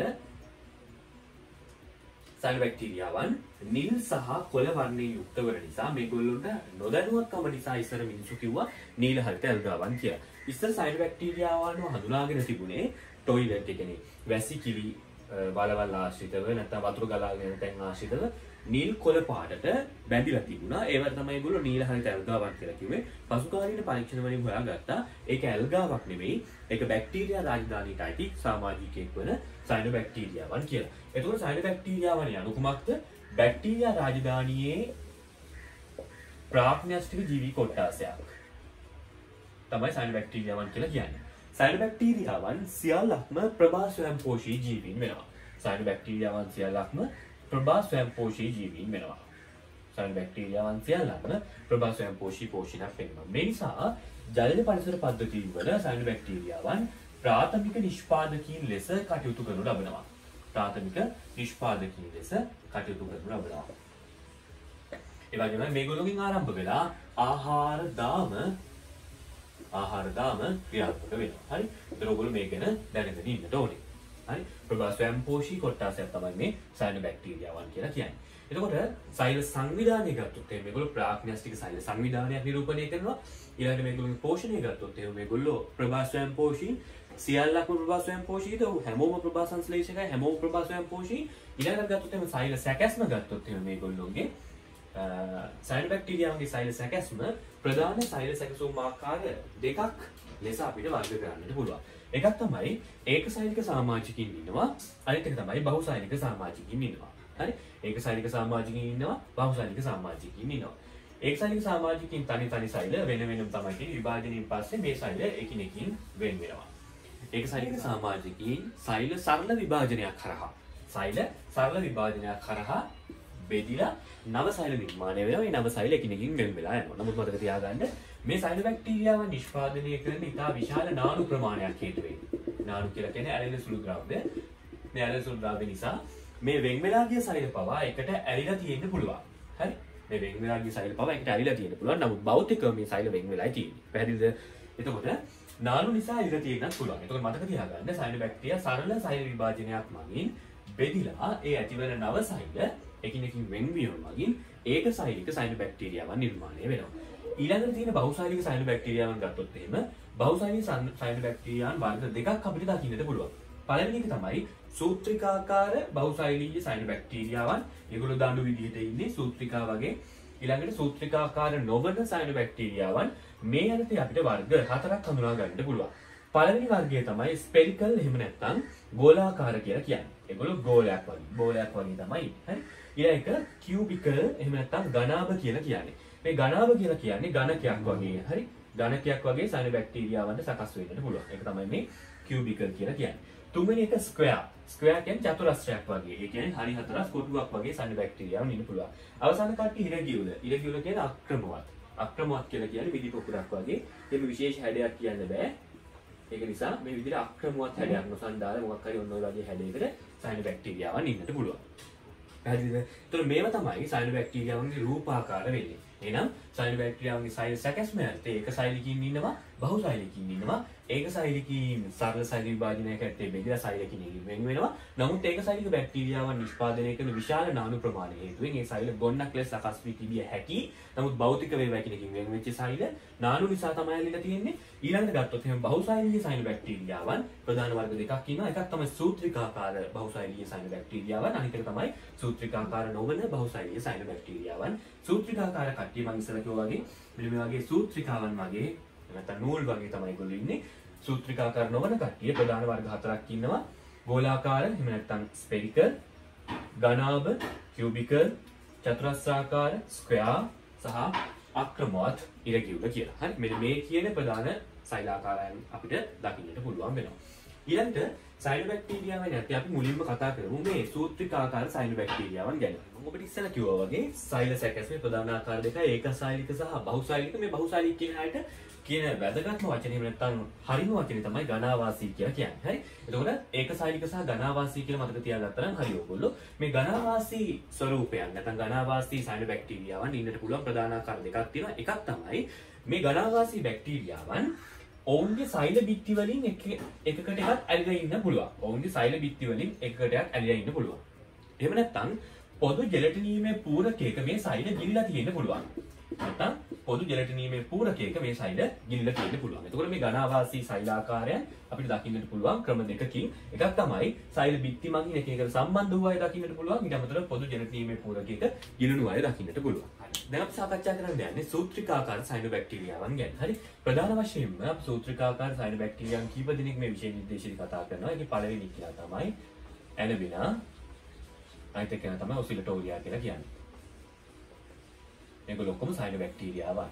පැහැදිලිද? මෙයා ගැන ඔයගොල්ලෝ දැනගෙන ඉන්න ඕන. මොකද සහජීවී සංගමයට අපි ඇනබිනාව කුරුල්ලෝ සාකච්ඡා කරන නිසා. ඔන්න මම දැන් සූත්‍රිකාකාර සයිනෝබැක්ටීරියාවගේ සෛල සංවිධානය විස්තර කරන්නයි යන්නේ. හරි. එතකොට සූත්‍රිකාකාර සයිනෝබැක්ටීරියාවන්ගේ නානු කොපුවකින් ආවරණය වෙච්ච මෙන්න මේ වගේ සෛල සංවිධානයක් අපිට දකින්නට පුළුවන් වෙනවා. හරි. මේ තියෙන්නේ ඇනබිනා කියන සූත්‍රිකාව තමයි මම මේ අඳිකට යන්නේ.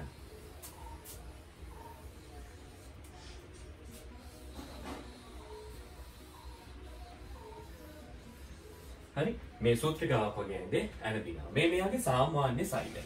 මේ තියෙන්නේ හෙටරෝසිස්ටේ කියන එක. මේ තියෙන්නේ හෙටරෝසිස්ටේ. හෙටරෝසිස්ටේ. මේ තියෙන්නේ තවත් ඒ වගේ වැදගත් එකක්. අපි මේකට කියන්නේ ඒකයි නීටය කියලා. මේකට අපි කියන්නේ ඒකයි නීට කියලා. එතකොට සයිනෝබැක්ටීරියාවන්ගේ සූත්‍රිකාකාර සයිනෝබැක්ටීරියාවන්ගේ අපිට දකින්න පුළුවන් ප්‍රධාන අවයවයන් දෙකක් ගැන මේ කතා කරන්නයි යන්නේ. ඇනබිනා ගැන තමයි අපි දැන් මේ සාකච්ඡා කරන්නේ. ඇනබිනාගේ මෙන්න මේ විදිහට විශාල සෛල දෙකක් අපිට දකින්නට පුළුවන්. ඒකේ පළවෙනි එකට අපි කියනවා හෙටරෝසිස්ටේ කියලා. දෙවෙනි එකට අපි කියනවා ඒකයි නීටය කියලා. දැන් අපි මුලින්ම සාකච්ඡා කරන්න යන්නේ හෙටරෝසිස්ටේ ගැන. මේ හෙටරෝසිස්ටේ කියන ව්‍යුහය ගත්තොත් එහෙම මේ ව්‍යුහයේ තියෙන වැදගත්ම සහ විශේෂම ලක්ෂණය තමයි මේ හෙටරෝසිස්ටේ කියන ව්‍යුහය තුළ අන්තර්ගත වෙලා තියෙනවා නයිට්‍රජනේස් කියන එන්සයිමය. නයිට්‍රජනේස් කියන එන්සයිමය මේකේ අන්තර්ගත වෙනවා. ඒක නිසා මේ හෙටරෝසිස්ටේ හරහා පුළුවනි වායුගෝලයේ N2 වායුගෝලයේ තියෙන නයිට්‍රජන් වායුව ඇමෝනියම් අයන බවට පත් කරන්න. හරි. මේ වායුගෝලයේ තියෙන N2 ඇමෝනියම් අයන බවට පත් කරන්න පුළුවන්. එහෙනම් මේකට අපි කිව්වේ වේලාසනේ මොකක්ද කියලාද? නයිට්‍රජන් තිර කිරීමේ හැකියාව කියලා. එහෙනම් හෙටරෝසිස්ටේ හරහා ඇනබිනාට නයිට්‍රජන් තිර කිරීමේ හැකියාව ලැබිලා තියෙනවා. තව වැදගත්ම කාරණාවක් තමයි මේ නයිට්‍රජනේස් කියන එන්සයිමය ඔක්සිජන් වලට සංවේදී එන්සයිමයක්. හරි. මේ නයිට්‍රජනේස් කියන එන්සයිමය ඔක්සිජන් වලට සංවේදී. ඒක නිසා ඔක්සිජන් තිබ්බොත් එහෙම නයිට්‍රජනේස් කියන එන්සයිමෙට ක්‍රියාකාරී වෙන්න බෑ. ඒක නිසා මෙයා නයිට්‍රජන් තිර කිරීම කරන්නේ ඔක්සිජන් රහිත පරිසර තත්ත්වයක් ඇතිවේදී. එහෙනම් කොහොමද මෙයා මෙතන ඔක්සිජන් රහිත පරිසරයක් නිර්මාණය කරගෙන තියෙන්නේ? මෙයා ඒකට නියම උපක්‍රමයක් භාවිත කරලා තියෙනවා. මෙන්න මේ වගේ ඉතා ඝනකම් අපාරගම්‍ය බිත්ති සහිත හෙටරෝසිස්ටයක් මෙයා නිර්මාණය කරගෙන තියෙනවා. ඝනකම් අපාරගම්‍ය බිත්ති සහිත හෙටරෝසිස්ටයක් නිසා වායුගෝලයේ තියෙන හෝ පසේ තියෙන හෝ ජලයේ තියෙන ඔක්සිජන් වලට මේක ඇතුළට ඇතුල් වෙන්නට බෑ. ඔක්සිජන් වලට ඇතුල් වෙන්න බැරි නිසා මෙයාට පුළුවනි ඔක්සිජන් නැති තත්ත්වයක් ඇතිවේදී මේ නයිට්‍රජනයේ සෙන්සයි මේ ක්‍රියාකාරීත්වය මගින් වායු ගොඩයෙන් ඇමෝනියම් බවට පත් කරන්නට. හරි. ඒතර හෙටරෝසිස්ටේ කියන්නේ මෙන්න මේක. ඒතර ඇනබිනාට පුළුවන් කවර දෙයක් තියෙනවා මේ හරහා නයිට්‍රජන් තිර කරන්න. ඇසෝල්ලා ශාකවල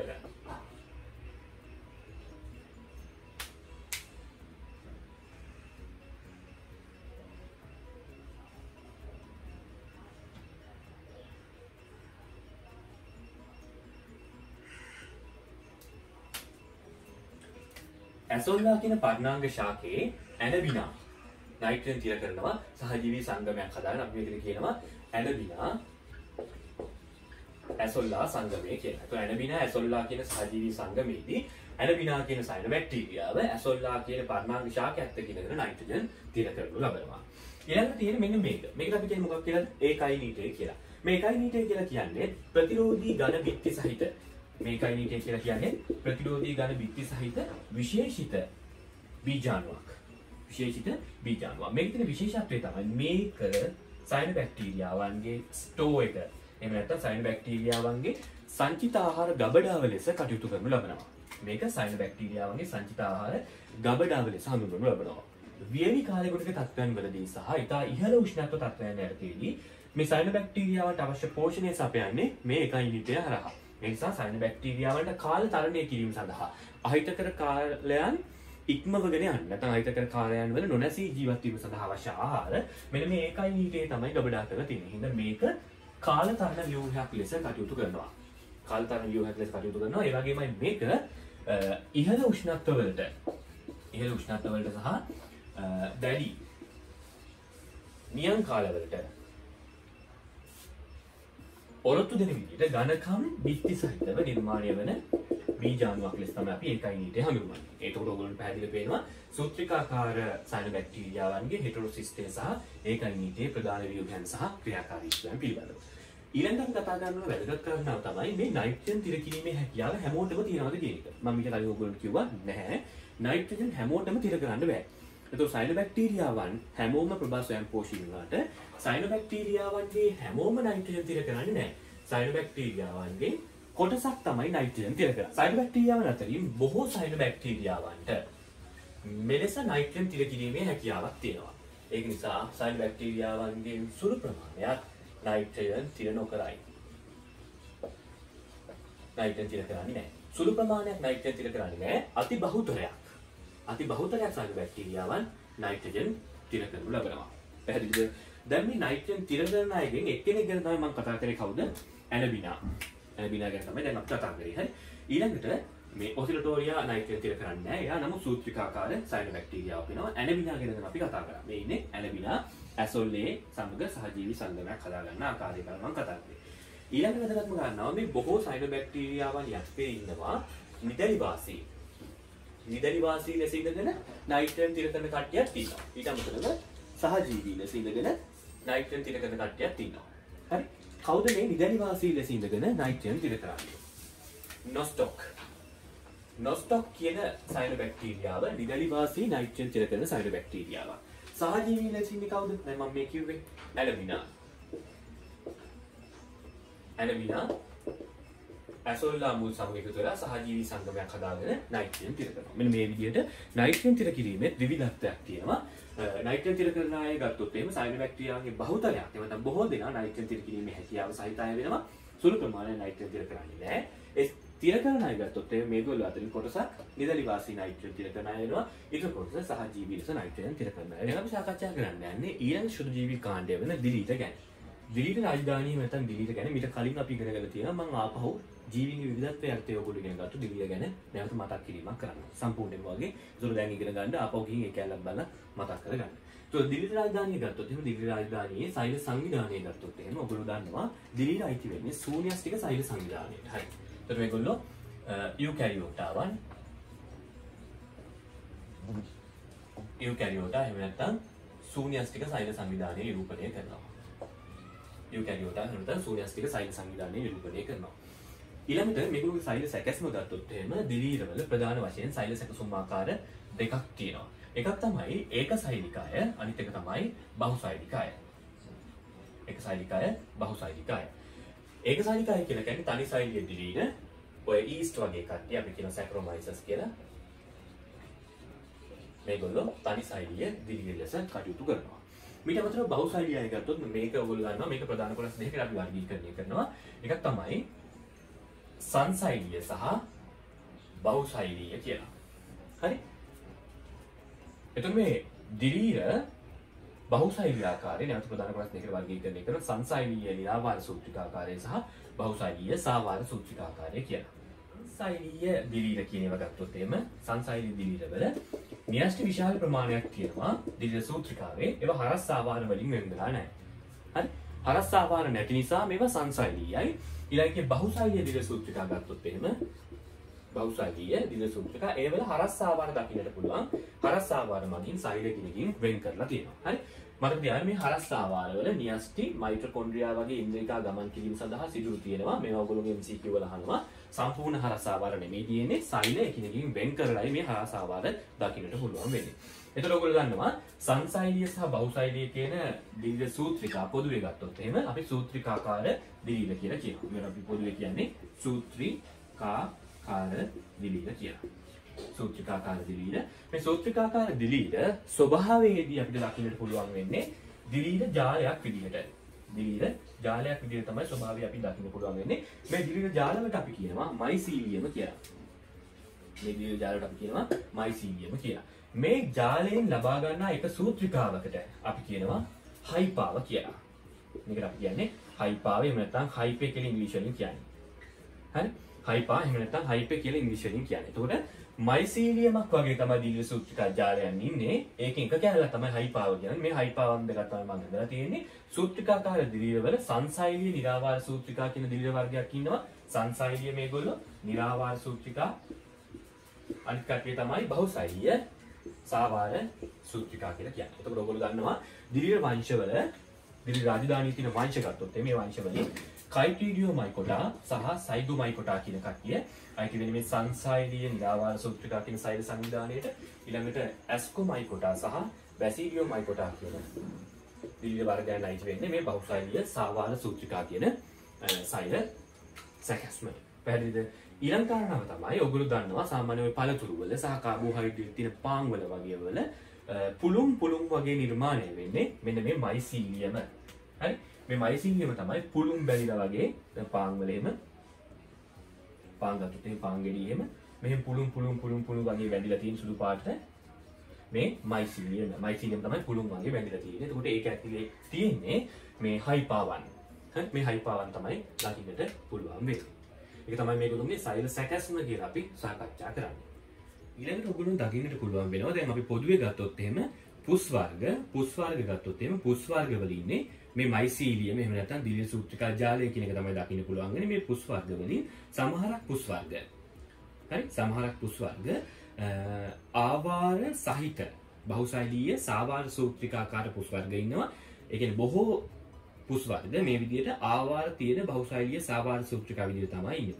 ඇතැම් පුස් වර්ග තියෙනවා ඒගොල්ලෝ ආවාර නැති සංසෛලීය නිරාවාර සූත්‍රිකාකාරයෙන් අපිට දකින්නට පුළුවන් වෙනවා. දැන් අපි සාකච්ඡා කරන්නේ දිලිර වල ප්‍රජනනය සම්බන්ධයෙන්.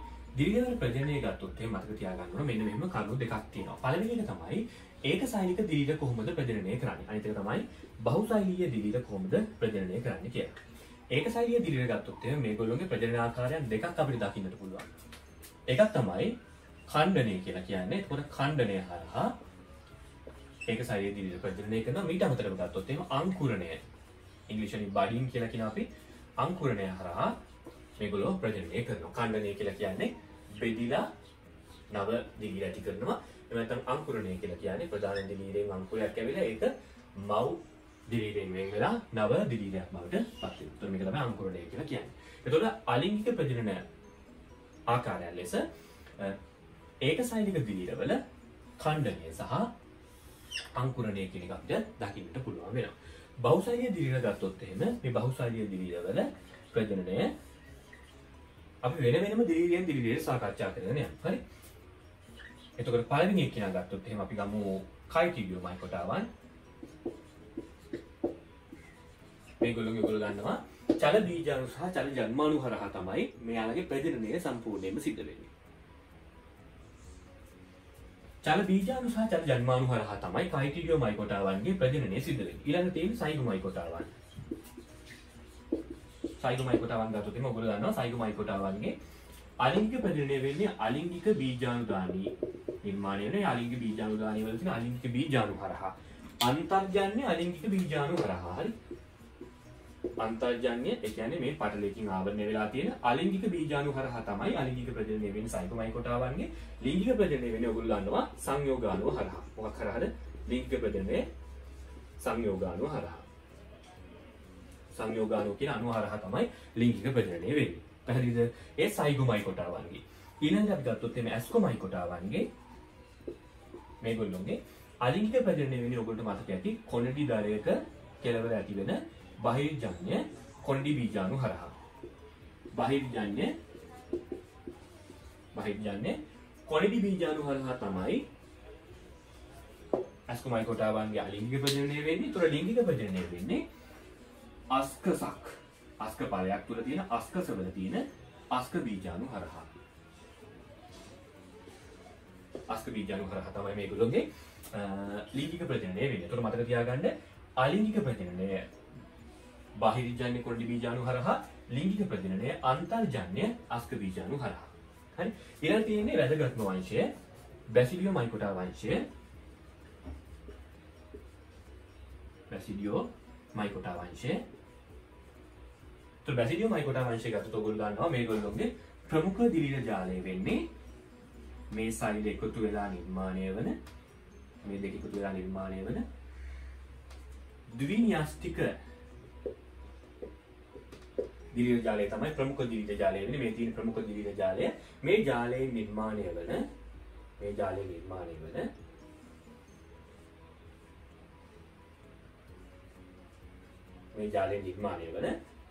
බැසිඩි ඵලය තමයි මේ ඔබ දකින්නේ. හරි. මේ බැසිඩි ඵලය ඔයගොල්ලෝ ගන්නවා මේ ඇතුලේ තියෙන තැලි මේ තැලි ගත්තොත් එහෙම මේ තැලි මේ මම කරස් කැපුමක් ගත්තේ මේ තැලි වල සම්බන්ධ වෙලා තියෙන බහිර්ජන්‍ය බැසිඩි බීජාණු හරහා. බහිර්ජන්‍ය බැසිඩි බීජාණු හරහා තමයි මේගොල්ලෝ ලිංගික ප්‍රජනනය කරන්නේ. හරි. එතකොට මතක තියාගන්න ඕගොල්ලෝ මෙන්න මේවා තමයි මේවාගේ ප්‍රධාන ප්‍රජනන ආකාරයන් වෙන්නේ. අපි බැසිඩියෝ මයිකොටා වංශයේ දර්ශීය සමාජිකයින්ගේ අලිංගික ප්‍රජනනය කතා කරන්නේ නැහැ මේ විශේෂ නිර්දේශයත්. ලිංගික ප්‍රජනනය වෙන්නේ බහිර්ජන්‍ය බැසිඩි බීජාණු හරහා ගැන බහිර්ජන්‍ය බැසිඩි බීජාණු හරහා කියන එක ගැන අපි සාකච්ඡා කරනවා. හරි. මේ තැලිවල තියෙන බහිර්ජන්‍ය බැසිඩි බීජාණු මේ බහිර්ජන්‍ය බැසිඩි බීජාණු ඊට පස්සේ හුලගේ ගහගෙන ගිහිල්ලා වැඩිලා නව දිලිර ජාලයන් නිර්මාණය කරනවා. හරි. දැන් අපි මේ එක එකක් සඳහා උදාහරණත් ඔහොම සාකච්ඡා කරන යන කයිටිඩියෝ මයිකොටා වංශය සඳහා දර්ශී උදාහරණ වෙන්නේ කයිටිඩියම්, සයිගෝමයිකොටා වංශය සඳහා දර්ශී උදාහරණ වෙන්නේ මියුකස් සහ රයිසෝපස්, ඇස්කොමයිකොටාවන් සඳහා දර්ශී උදාහරණ තුනක් අපි කතා කරනවා. පළවෙනි එක සැක්‍රොමයිසස් රෙවිසියේ, ඊළඟට ඇස්පර්ජිලස්, ඊළඟට පෙනිසිලියම්. හරි. ඊළඟට බැසිඩියෝ මයිකොටා වංශය සඳහා අපි උදාහරණ තුනක් කතා කරනවා. වැදගත්ම එක්කෙනා තමයි ඇගරිකස්, ඊට අමතරව ගෝලහතු, රාක්කහතු. මේගොල්ලෝ තමයි අපි ප්‍රධාන වශයෙන් උදාහරණ විදිහට කතා කරන්නේ. මේකෙන් අපි දිලිර වංශය අවසන් කරනවා. හරි. දැන් අපි සාකච්ඡා කරන්න යන්නේ ප්‍රොටිස්ටාවන් ගැන. එතකොට ප්‍රොටිස්ටාවන් අර්ථය ගත්තොත් එහෙම ප්‍රොටිස්ටාවන්ගේ සෛල සංවිධානය ගත්තොත් ඔයගොල්ලෝ දන්නවා සෛල සංවිධානය ගත්තොත් එහෙම මේගොල්ලෝ ශූන්‍යස්තික සෛල සංවිධානය නිරූපණය කරනවා. මේගොල්ලෝ ශූන්‍යස්තික සෛල සංවිධානය නිරූපණය කරනවා. ඊළඟ දින අපිට සෛල සැකැස්ම. සෛල සැකැස්ම ගත්තොත් එහෙම ඔයගොල්ලන්ට පැහැදිලිව තේරෙන්න ඕන ප්‍රොටිස්ටාවන්ගේ ප්‍රධාන සෛල සැකසුම් ආකාර දෙකක් තියෙනවා. එකක් තමයි ඒකසෛලික. ඒකසෛලික ප්‍රොටිස්ටාවන් ඉන්නවා. අනිත් එක තමයි බහුසෛලික ප්‍රොටිස්ටාවන් ඉන්නවා. මතක තියාගන්න මේ ඒකසෛලික ප්‍රොටිස්ටාවන් බහුරූපීයයි. ඒ කියන්නේ එකිනෙකට වෙනස් විවිධ ව්‍යුහයන් සහිතයි. නැත්නම් එකිනෙකට වෙනස් විවිධ රූපාකාරයන් සහිතයි. ඒක නිසා අපි කියනවා ඒකසෛලික ප්‍රොටිස්ටාවන් බහුරූපීයයි කියලා. මේ ඔක්කොම MCQ හරි.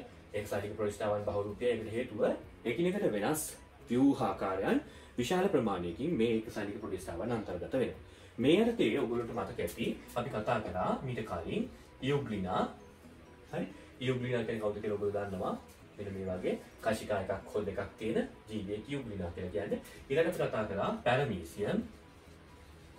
පැරමීසියම් ඔයගොල්ලන්ට මතක ඇති. පක්ෂම ගොඩාක් තියෙන ජීවියෙක්. ඒක වටේට මොයි විදිහට පක්ෂම තියෙන. හරි මව් කැලියක් තියෙන මහා නියස්තිය සහ ශුද්ධ නියස්තිය කියන නියස්ති දෙකක් තියෙන ජීවියෙ පැරමීසියම් කියලා කියන්නේ. ඔන්න පැරමීසියම් හරි. ඊළඟට අපි කතා කරා ඇමීබා. ඇමීබා කියලා කියන අක්‍රමවත් දේහයක් තියෙන ජීවියෙක් වල ගන්නවා ව්‍යාජපාද නිර්මාණය කරමින් ආහාර අංශ අධිග්‍රහණය කර ගන්නවා. හරි. ඒතර ඔයගොල්ලෝ තේරෙනවා මේගොල්ලෝ එකට එකක් සෑහෙන්න වෙනස්. හරි. ඊළඟට බහුසාරීය දිවියත් අපි කතා කරා ඊට කලින් ඔයගොල්ලන්ට හරිත ඇල්ගාවන් ඊළඟට අපි කතා කරා රතු ඇල්ගාවන් ඊළඟට අපි කතා කරා දුඹුරු ඇල්ගාවන් ඊළඟට අපි කතා කරා රන්මන් දුඹුරු ඇල්ගාවන් මේ විදිහට අපි ඇල්ගාවන් කීප දෙනෙක් ගැන අපි කතා කරනවා ඇල්ගාවන් වංශ කීපයක් ගැන අපි කතා කරනවා හරි එතකොට මේගොල්ලොත් එහෙමයි මේගොල්ලෝ දේහ ස්වරූපයෙන් සංචිත ආහාර වලින් වර්ණයෙන් ක්‍රියාකාරීත්වයෙන් හැම එකකින්ම එකිනෙකට සෑහෙන්න වෙනස් වෙනවා. නමුත් මතක තියාගන්න ඇල්ගාවන් සියල්ලක්ම ප්‍රභා ස්වයංපෝෂී. මේගොල්ලෝ ඔක්කොම ප්‍රභා ස්වයංපෝෂී. පොඩි ප්‍රශ්නේ තියෙන්නේ මෙන්න මෙතන. ඒකසාලික ප්‍රතිස්ථාපන ගත්තොත් මේගොල්ලන්ගේ පෝෂණය ගත්තොත් එහෙම මේගොල්ලොන්ට පෝෂණ විවිධත්වයක් තියෙනවා. මේගොල්ලෝ මොකද තියෙන්නේ? පෝෂණ විවිධත්වයක් තියෙනවා. මොකද්ද මේ පෝෂණ විවිධත්වයක් තියෙනවා කියන එක අදහස් වෙන්නේ? මේගොල්ලෝගේ තියෙන පෝෂණ විවිධත්වය තමයි මේ අතර ඉන්නවා ප්‍රභා ස්වයංපෝෂී. මේ අතර ඉන්නවා ප්‍රභා ස්වයංපෝෂී. මේ අතර ඉන්නවා විෂමපෝෂී. මේ අතර ඉන්නවා විෂමපෝෂී. ඊට අමතරව ඉන්නවා මේ කාණ්ඩයේ මිශ්‍රපෝෂී. මේ කාණ්ඩයේ ඊට අමතරව ඉන්නවා මිශ්‍රපෝෂී. ඒ කියන්නේ ප්‍රභා සංශ්ලේෂණය කරන්නත් පුළුවන්. ඒ වගේම රසායනික ශක්තිය රසායනික ද්‍රව්‍ය වලින් කාබන් ලබා ගන්නත් පුළුවන්. ඒ කියන්නේ දෙකම කරන්න පුළුවන් කට්ටියක් තියෙනවා. ඒතර මතක තියාගන්න ප්‍රොටිස්ටා රාජධානියේ ප්‍රභා සංශ්ලේෂකයින් ඉන්නවා. බහුසාරීය ප්‍රොටිස්ටාවන් වෙන ඔක්කොම කට්ටිය ප්‍රභා ස්වයංපෝෂී. ඒ කියන්නේ ඇල්ගාවන් වෙන කට්ටිය හරි. බහුසාරීය ප්‍රොටිස්ටාවන් වෙන සියලුම ඇල්ගාවන්. මේ MCQ. ඒගොල්ලෝ ප්‍රභා ස්වයංපෝෂී. ඒ කියන්නේ ආහාර නිෂ්පාදනය කර ගන්නවා මේගොල්ලෝ. ඒතකොට ඒකසාලික ප්‍රොටිස්ටාවන් ගත්තොත් මේගොල්ලෝ බහුරූපීයයි එකිනෙකට විවිධ හැඩ සහිත විවිධ ස්වරූප සහිත කට්ටිය ඉන්නේ. මේ බහුරූපී ඒකසාලික ප්‍රොටිස්ටාවන් ස්වයංපෝෂී වෙන්න පුළුවන් විෂමපෝෂී වෙන්න පුළුවන් මිශ්‍රපෝෂී වෙන්න පුළුවන් කියන එක මතක තියාගන්න ඕනේ. හරි. ඊළඟට බලමු මේගොල්ලෝගේ ප්‍රජනනය කොහොමද සකස් වෙන්නේ කියලා.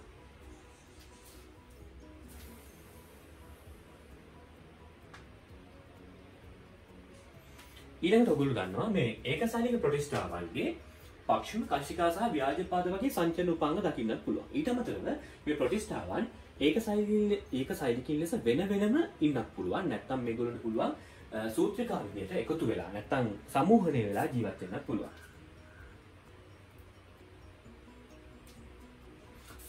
මේ ප්‍රොටිස්ටාවන් ඒකසාලික ලෙස තනිවම ඉන්නත් පුළුවන්. නැත්නම් සමූහණය වෙලා ඒකාරාශී වෙලා ගණාවාසී ස්වරූපයෙන් ඉන්නත් පුළුවන්. එහෙනම් ප්‍රොටිස්ටාවන් ඒකසාලික කේවල එහෙම නැත්නම් ඒකසාලික වෙන් වූ ආකාරවලින් සිටිනවා වගේම මේගොල්ලෝ අපිට ගණාවාසී ස්වරූපයෙන් දකින්නත් පුළුවන් වෙනවා. ඊට අමතරව ප්‍රොටිස්ටාවන්ගේ ශ්වසනය